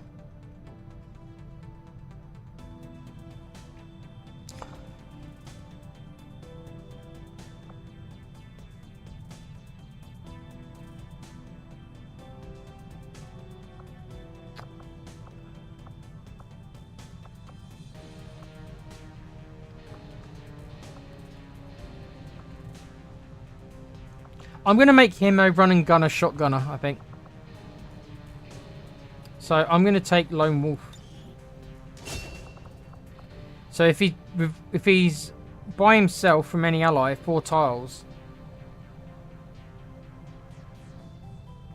he gets extra aim and defense. Interesting. You recommend? Yeah, that's the one I picked. At least for this character. I'm going to try them all because I might as well, but it looked the best for him anyway. Who else have we got? Blaine, who's injured for 30 days, so it's going to be a while. Let's make him a...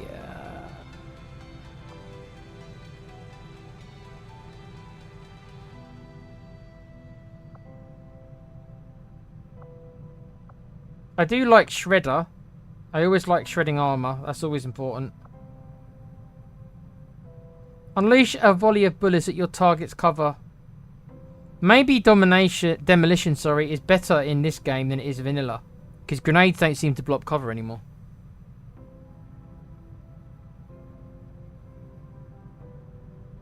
Yeah, he gets the bring it on, isn't it? Iron Curtain, special shot that does 50% of normal damage, but reduces target mobility for the following 2 turns.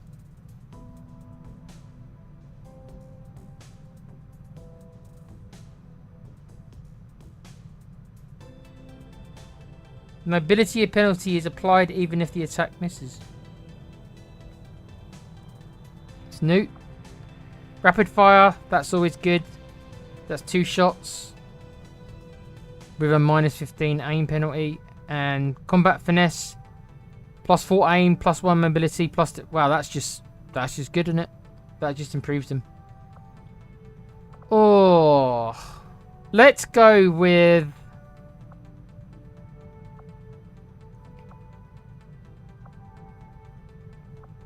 Let's go with the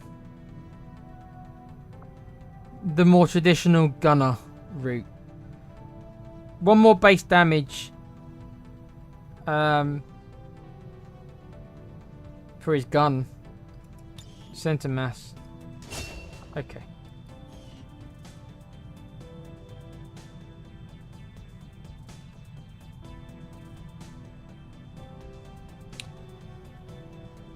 Yeah, the +1 damage seemed to make sense. Who else have we got? Oh, the Reaper. Let's have a look at her. Okay. She's got 3 trees as well.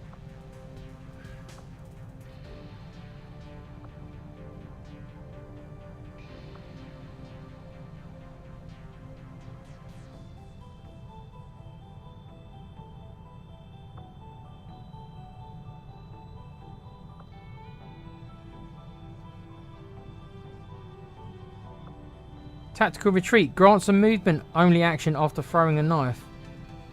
Huh. Okay.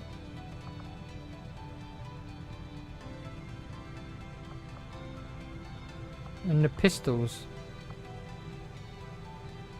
Knife juggler adds 1 damage to throwing knives and provides 1 additional throwing knife. Each kill with a primary weapon grants a knife charge. Wow, that's interesting.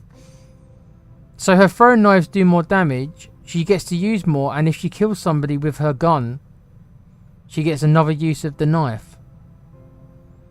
Great, so so the Reaper becomes like this knife expert.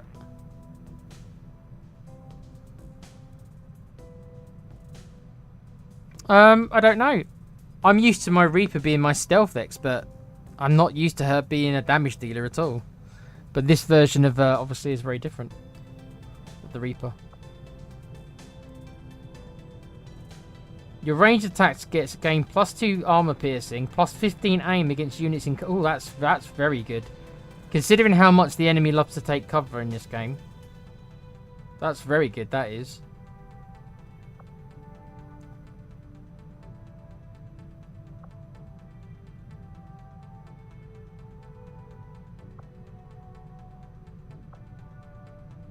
They've made her into more or less a sharpshooter, from what I'm seeing of her abilities. Yeah, even the tree's called marksman. These abilities are all about just making her better with her gun. The partisan tree is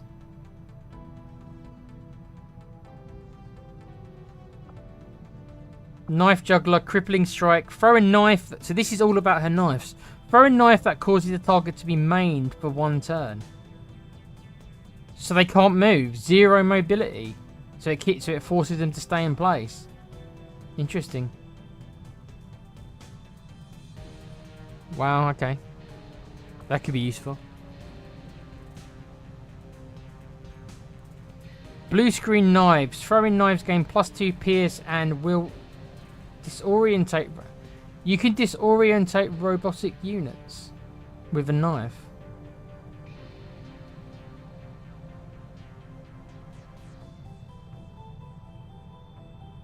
And 2 armor pierce as well. Swift throw. Throw a knife as a free action. Okay. Well, it's weird. I like it. It's just different. You're making a Reaper being like a bloody knife specialist. Everything's about the knife on this tree. When you get a kill with a throwing knife, reduce shadow cooldown by 1 and gain stackable +20 aim buff.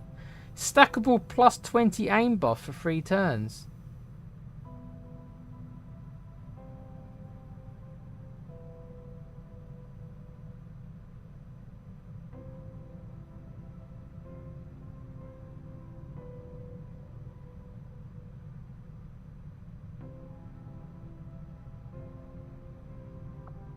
Rend marked. Throwing knives apply a stacking +50 critical chance against a target from all sources. Wow. That's powerful, isn't it?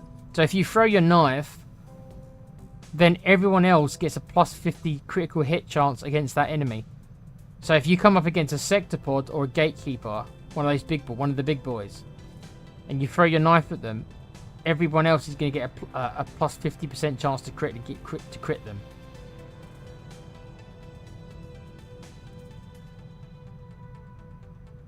I'm quite liking the Reaper. I'm liking turning her into a throwing knife user. Check the description for preparatory.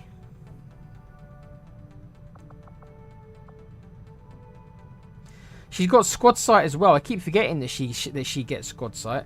Of course she does. I haven't been using her with that ability. I really should be. Ghost grenade. Oh, ghost grenade from XCOM, the original XCOM. Smoke grenade that causes the target ally to enter concealment. Ooh, that's very nice. So she can go into concealment again. Predator. Your ranged attacks gain 15 bonus aim and 15 bonus crits. against enemies that are flanked or out of cover.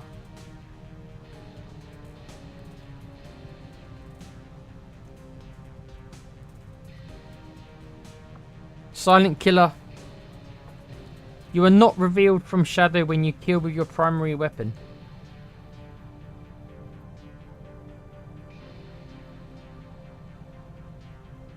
That's in the base game. Reposition once per turn, gain an additional move after taking a standard shot at a flanked or exposed target with your primary weapon. So this lets you move into a flanking position, take the shot, and then move again. That's really good. Yeah, I can see that she's got special abilities with flanking. Interesting. Death Dealer grants 25% crit chance when shooting flank targets in shadow. The critical damage bonus of your weapon is doubled. Yeah, so she's literally a flanker. Like, she literally is. This tree is 100% built around her doing her like using her shadow ability and then going into flanking positions and then shooting them and then moving away.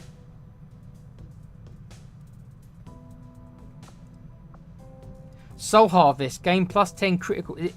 This whole tree is about critical hit chance. Gain plus 10 critical chance and additional plus 4 for each kill, up to a maximum of 20.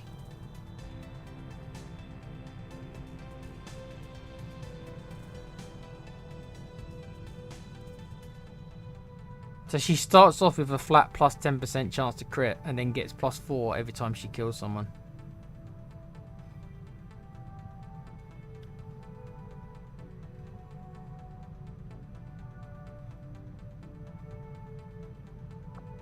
Homing mine. Attach a claymore. Oh, the good old claymore's back, is it? Attach a claymore onto an enemy. Does not alert the enemy. The homing mine will explode upon that enemy taking any kind of damage.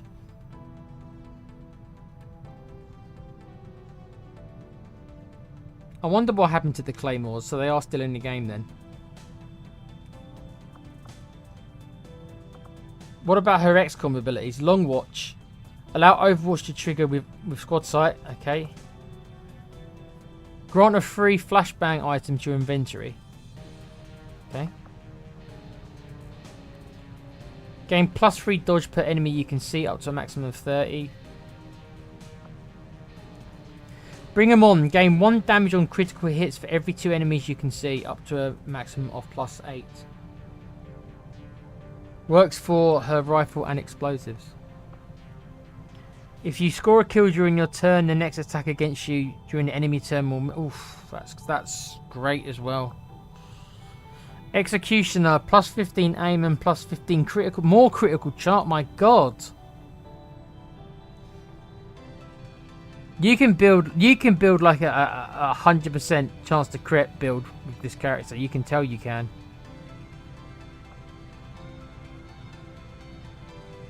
Tactical retreat grants a movement only action after throwing a knife.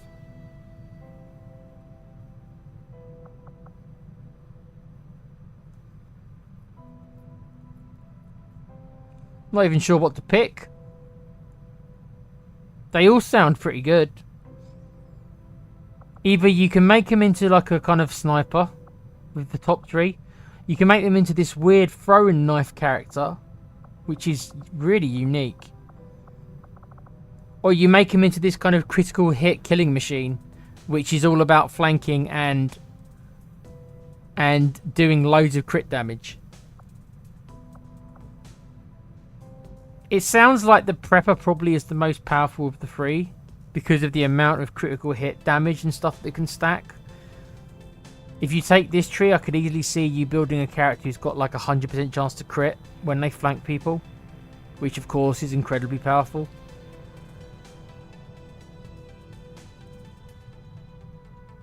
Although I do like the throwing knife stuff because I think I probably find it unique.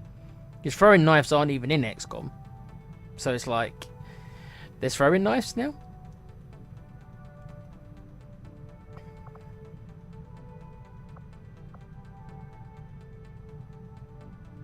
I'm not sure what to take.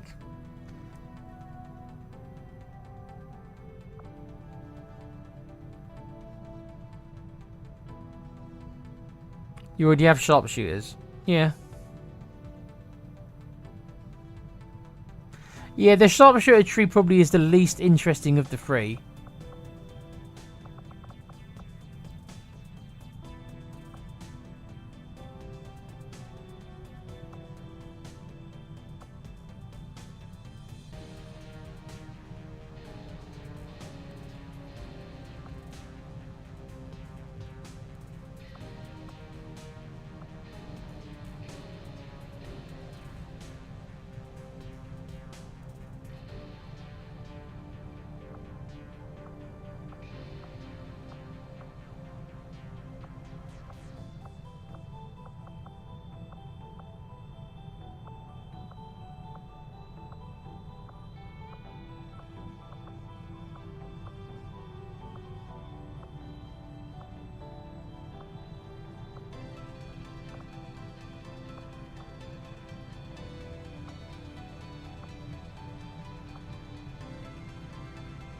The thing is, you don't have to follow you don't have to follow the tree the whole way down. You can still pick a mix. You can only choose one ability though from each tier. But you don't have to follow the whole tree. You can, like, you know.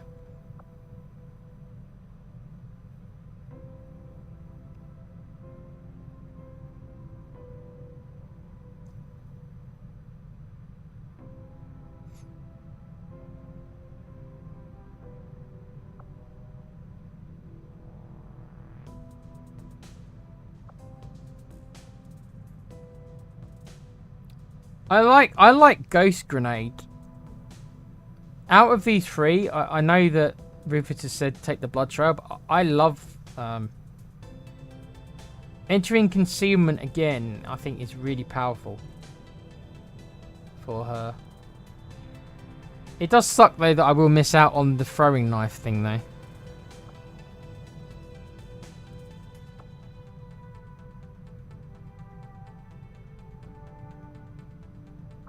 Oh.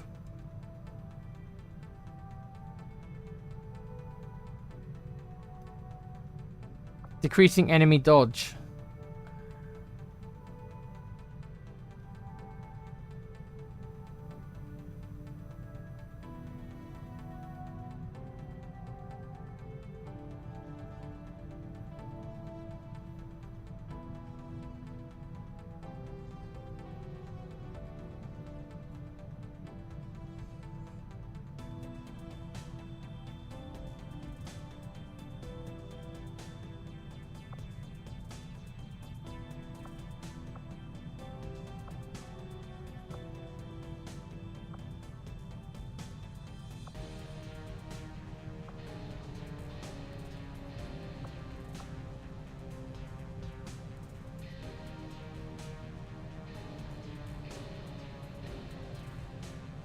I'm probably going to try them all. Whether or not I get 3 Reaper characters, I don't know. I think you get more than one though, don't you? In Long War. So maybe I'll just build them differently. I think I'm going to build her as...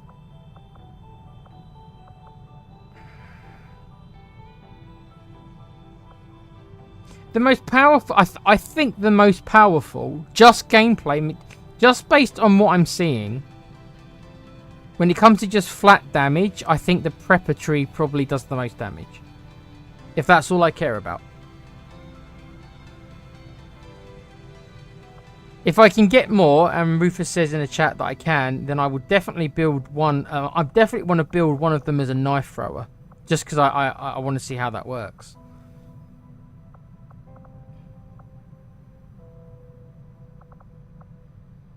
But as for the first one, let's go down the Prepper Tree on the first one.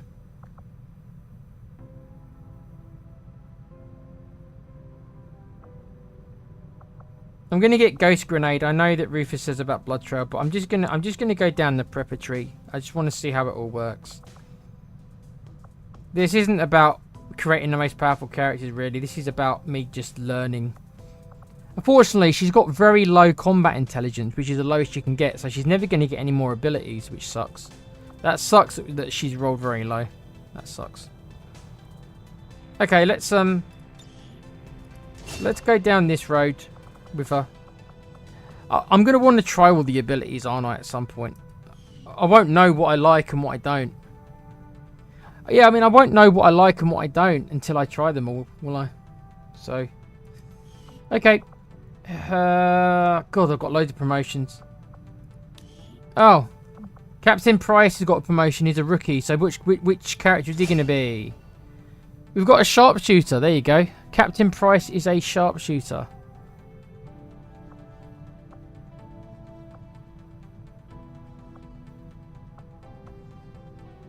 And they get to use the holo target stuff, which is new for them.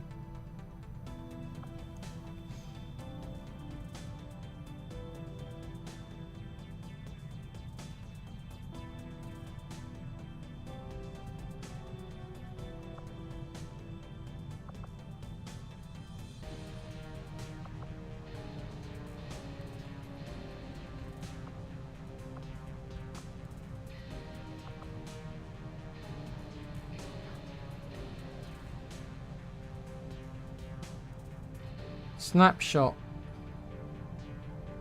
Mutually exclusive with Death from Above. Oh.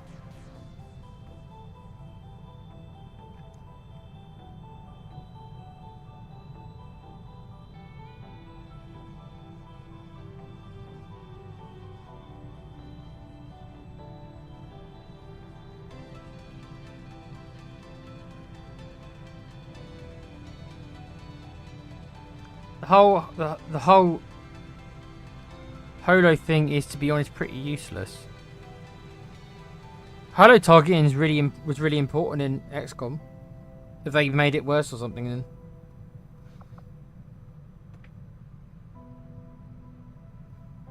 then.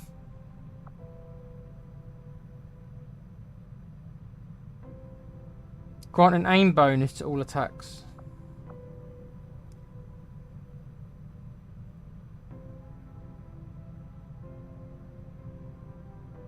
Well, the thing about holo targeting mods, it activated automatically when you shot them.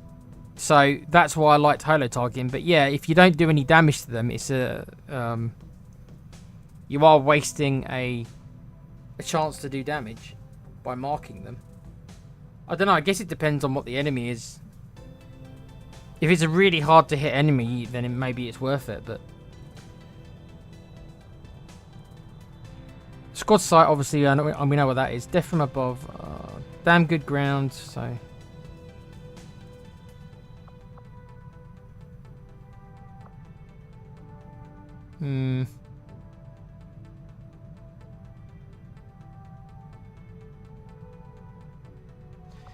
It doesn't seem that useful from looking at the tree. It doesn't seem that amazing.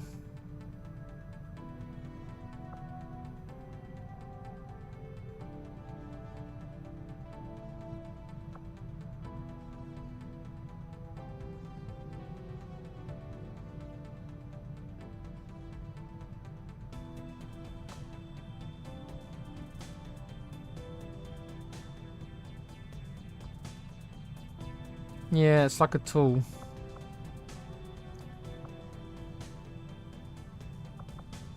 Okay, well, I haven't got to make a decision yet because he hasn't leveled up again. It's just, you know, he's a sniper. Morpheus leveled up. Who's he gonna be? The gunner. Okay. Interesting. Scarlet Witch, baby. She's going to be a grenadier. Okay. Combat intelligence low. Not getting great rolls on these intelligences. No, it's useful information, mate. You've played the mod more than I have, obviously. Oh yeah, I'm going to make my own decisions anyway, but I appreciate the you explaining the definitions of some of the abilities kind of thing. Because there's loads of abilities to go through. It's like, you know. Here's Com's character. Com's character to Shinobi. Kuva. He had to be a Shinobi, didn't he? The game's decided that Com's character, his latest character, Swift Viper, has to be a Shinobi, doesn't he? With a sword. Of course he does. Interesting. That's funny. Well done, Com. Even the game didn't want to make you a sniper. The final boss, The Rock, is going to be a ranger.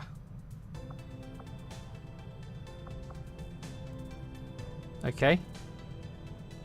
The rangers are quite interesting to me because they've got this ability that lets them shoot twice.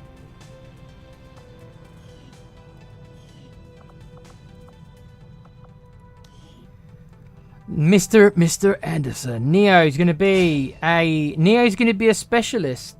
Okay. Neo, we've got to take Neo down the hacker route, haven't we?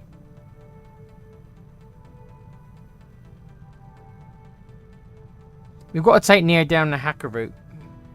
We kind of have to, didn't we? We've got to take Neo down the hacker route. Interesting.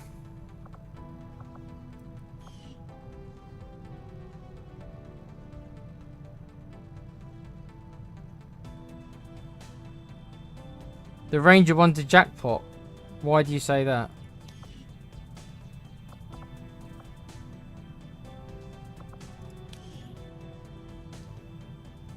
What, The Rock?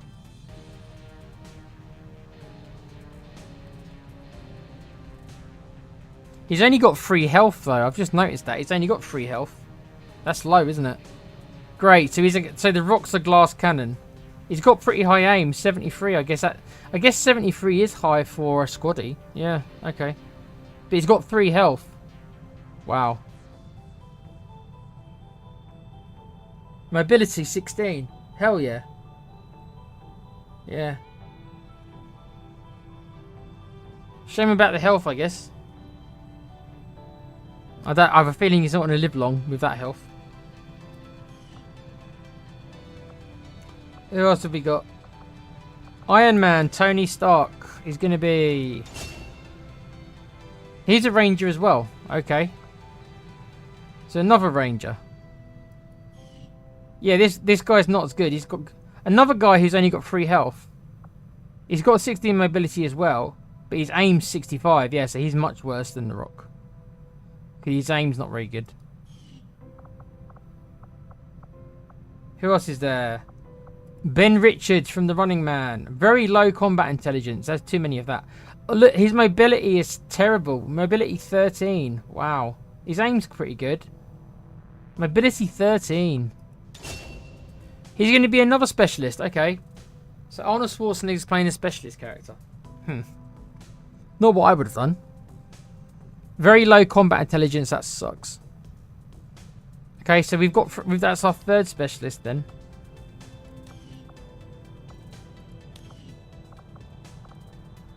That's it for promotions. No, one more, sorry. Ada Wong, who is going to be... Oh no, she's already a Grenadier. Right, so what do we do with her then? Okay. So what's the Grenadier trees like? What have you got? You've got Boomer, which is going to be about grenades, right? Needle grenades. Your explosives do not destroy loot when they kill enemies and deal +1 bonus damage to unarmored targets. Huh. Okay. Don't know how useful that is.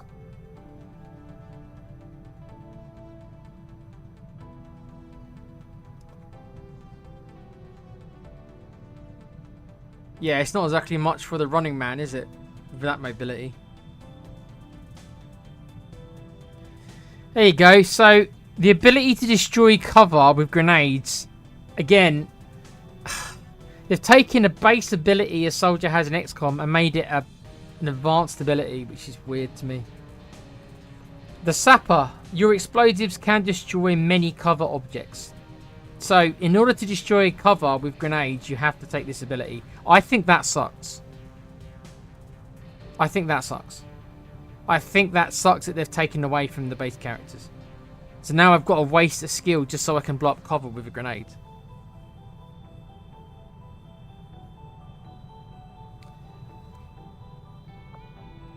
Boosted cause, explosive grenades and any damage over time effects inflicted by grenades.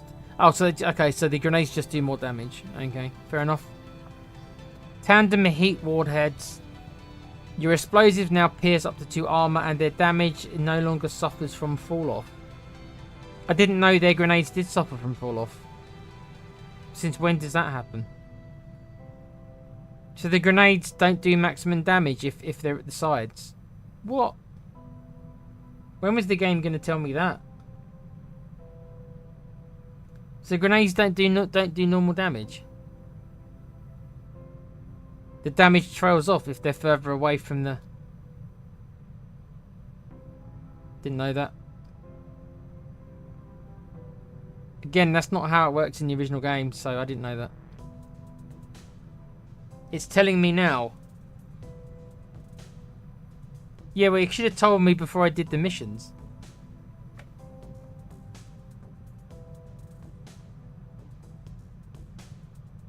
What about the fall off of the grenade? I know that it says. I know this. It says it does between 2 and 5, but I just assumed it was a random roll. So it does officially just do less. It's not a random roll. Okay.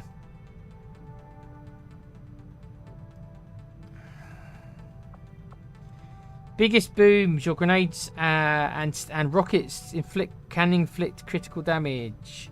50%, a flat 50% chance for +3 damage. Okay. Volatile mix. Your grenade's area of effect is increased by 1 tile. Okay. Yeah, this is literally just all about grenades. Your damaging grenades and gauntlet rockets decrease enemy defense by 13 and dodge by 20. Interesting. So you can throw a grenade at people and you can debuff them. That's interesting. Okay. The middle tree. Holo target. Ah, there we are. Yeah. That's the really good ability.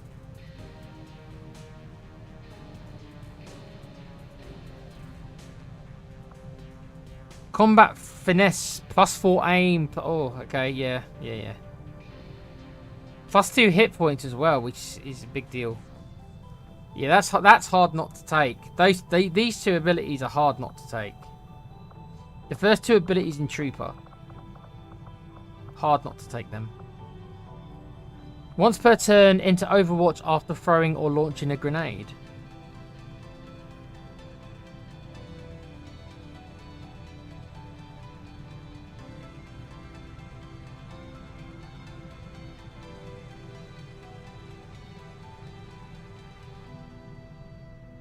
So you can throw a grenade and then you go into Overwatch.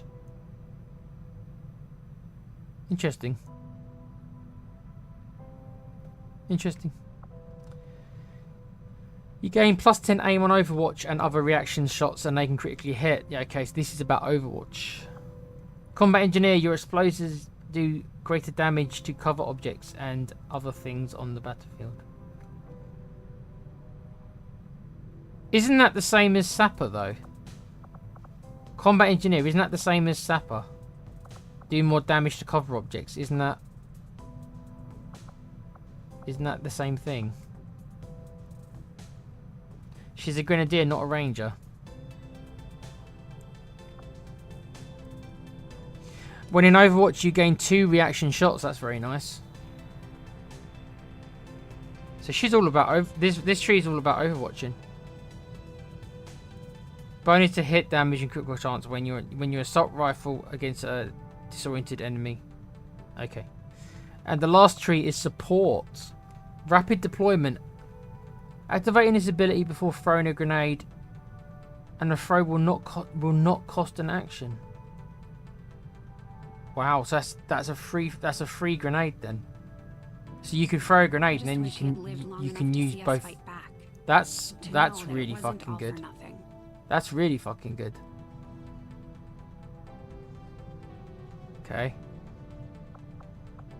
Bombardier, you may throw or launch grenades 2 more tiles. That's useful.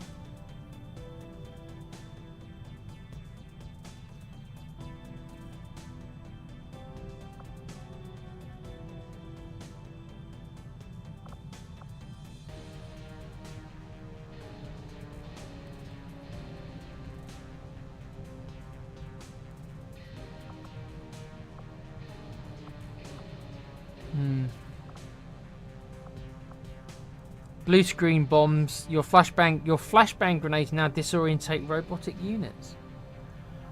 Okay. So you can throw flashbang grenades and they affect robots. And make them easier to hack.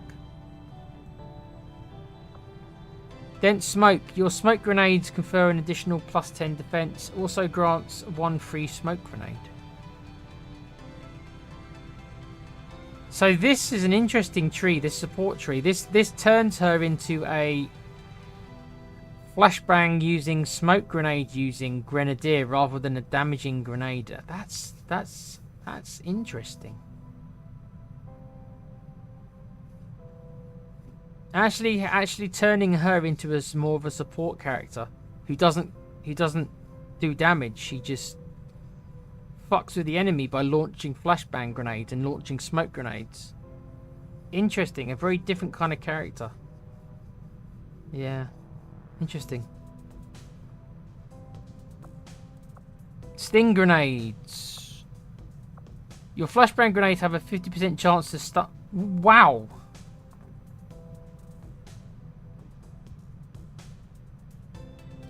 Wow.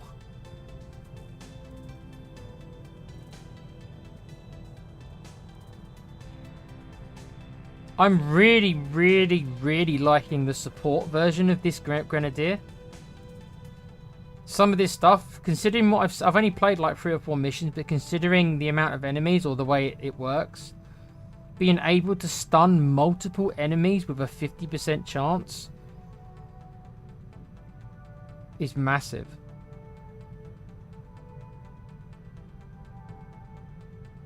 And the flashbang grenades have a really large radius as well. So you should be able to get multiple enemies in one flashbang like you normally can. So if you're fighting 3 or 4 enemies and you fire your flashbang, either they're going to be disorientated or they'll flat out just be stunned. That's really good. I'm really liking the support tree. At least for how I think. At least for how I think I want to use them. I mean, I'm really liking the support tree. Salvo.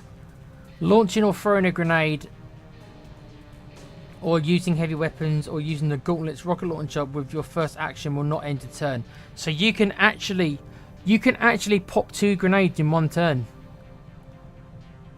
You could use your grenade and then you could use another grenade.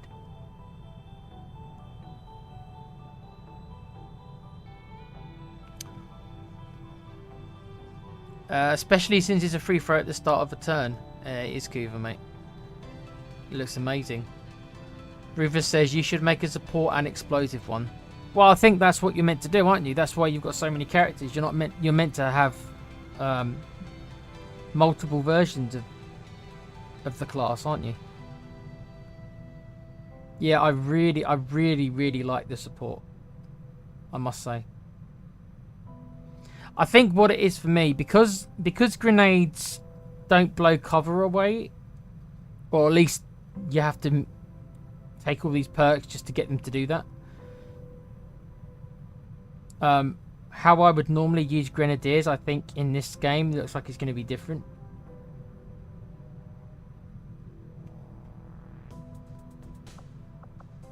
And you've also got those technicians with the rocket launchers who can also blow shit up as well.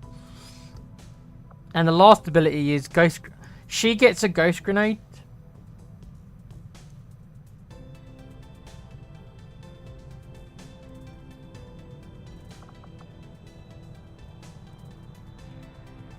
Wow.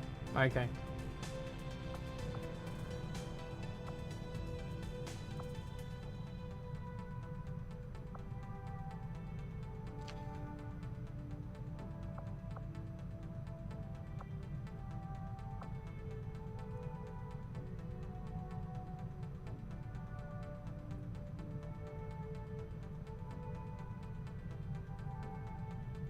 Grenadier are, in my mind at least, damage dealers and armor shredders.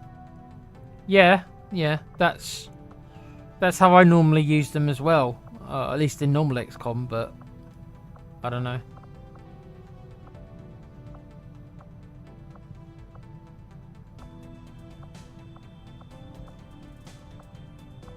I think I'm gonna have to make one of each, aren't I? I'm gonna have to make one of each.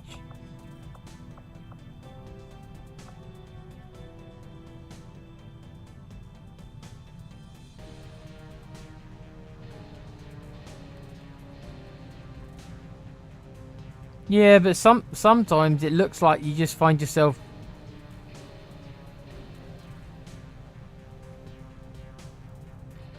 I find myself using flashbangs an awful lot so far. Just to stop the enemy from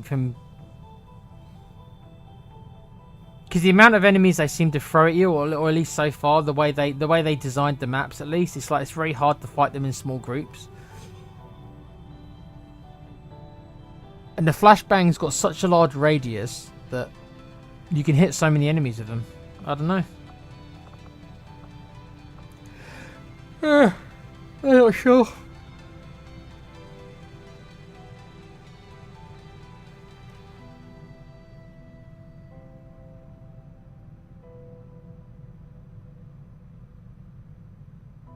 Yes, I agree, Cooper. It looks like that crowd control is really important in this mod.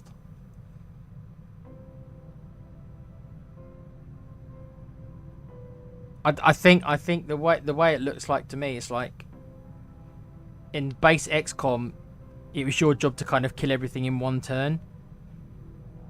In this, it's kind of like you can't kill everything in one turn because the armor. The cover's gone up in stats, but your aim hasn't.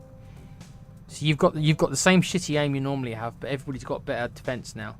So you're less likely going to have good shots anymore. So it means that I think firefights just take longer. It takes longer to engagements take longer. So the need to crowd control, I think, goes up. You need to shut down enemies you can't kill for a couple of turns, whilst you kill the ones that you can, rather than killing them all in the same turn, which is what you tend to try to do in XCOM2. Normal game. It's all about killing them and not letting them have a turn. In this, it looks like you can't kill them all.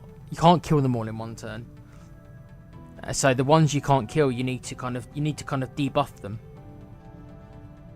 And debuff them and stun them and control them in other ways. It looks that way to me so far. Not sure what to take. I'm probably going to end up, like I say, choosing different stuff for different characters. So I'm going to go with the one I like the most, and that's the support, believe it or not. So Ada Wong is going to be a support grenadier.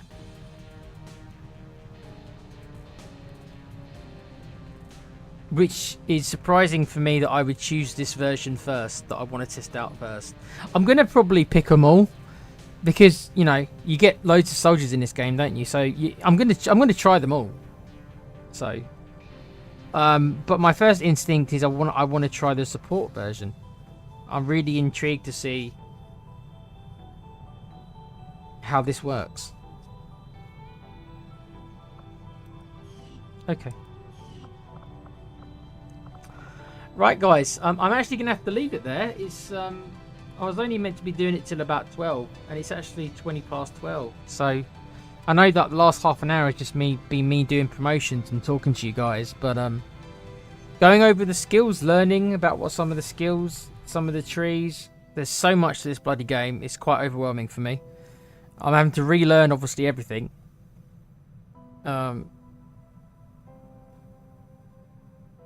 Yeah, we didn't even get to infiltrate any missions.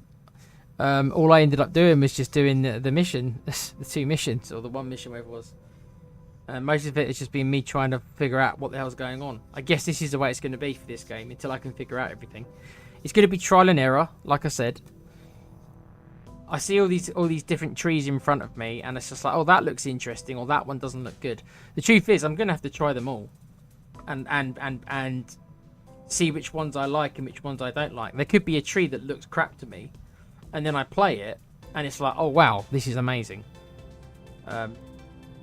So that's going to be half the fun, I guess.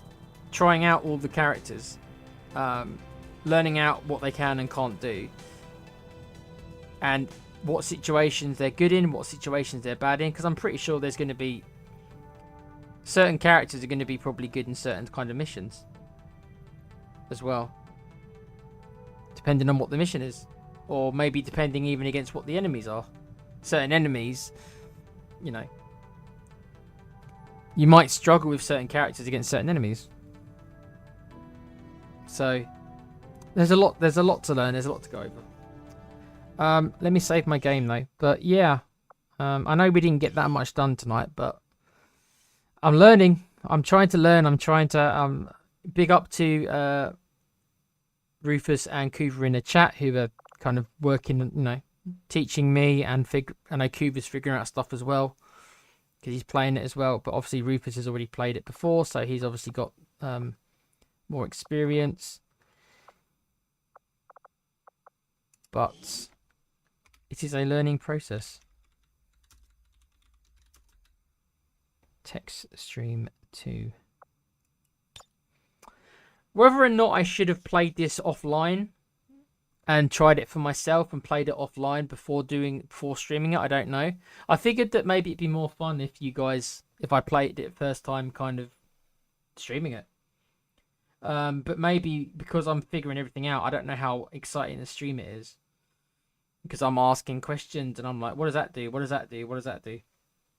Maybe I should have played it single player offline before I streamed it, maybe. Done a playthrough or something. Maybe I should have. Then at least I would know kind of, you know, I wouldn't have to be kind of questioning everything and reading everything like I am now, trying to figure everything out. Maybe I should have played it, you know, I should have done a playthrough offline. But I didn't, so. I'm learning on the job, as they say. Learning on the job. Right.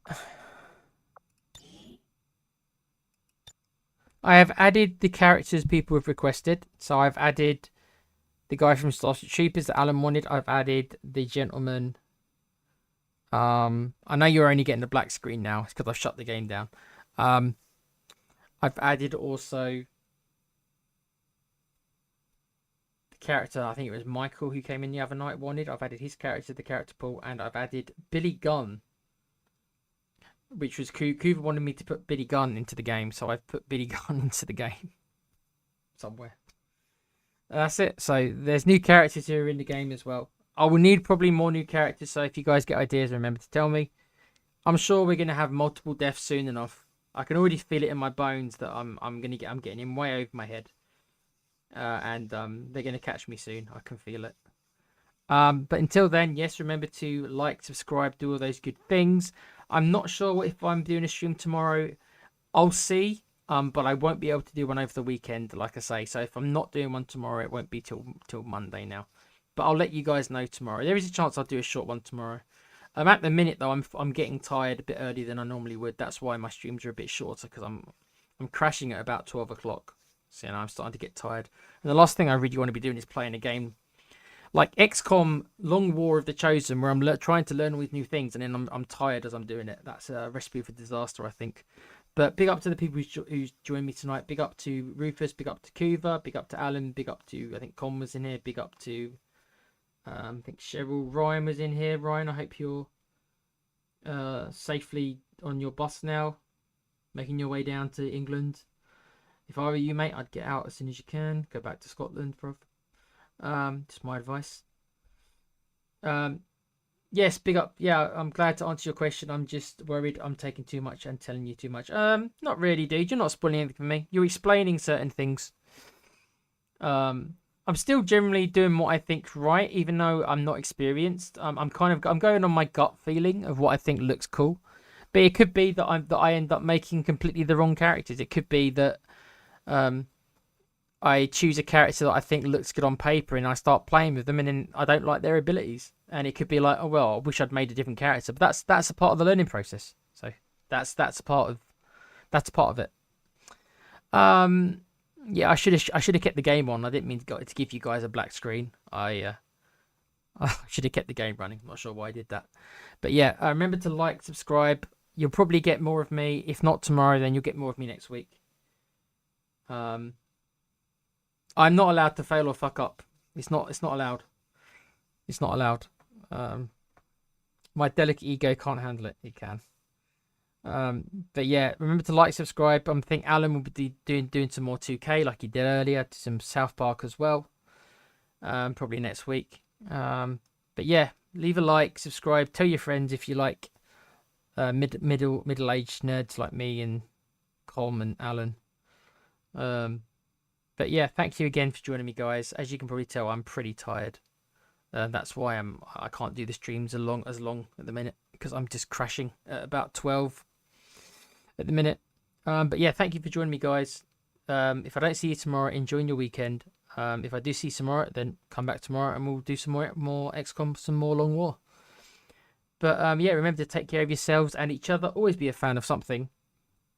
And remember, that was XCOM 2, baby. And a Grenader who supports characters and doesn't blow shit up. My mind is baffled by the process of a support Grenader. See, I do like this mod. There's certain things about this mod I like. There's a couple of issues I've got with it, which I do. But some of the prospects is very, very intriguing to me. I'm going to enjoy playing with some of these characters, even if I end up losing. So I'm going to enjoy learning about what they can and can't do. But thank you again, everyone. Have a good night. Take care. And yeah, I'll see you guys next time. Bye for now.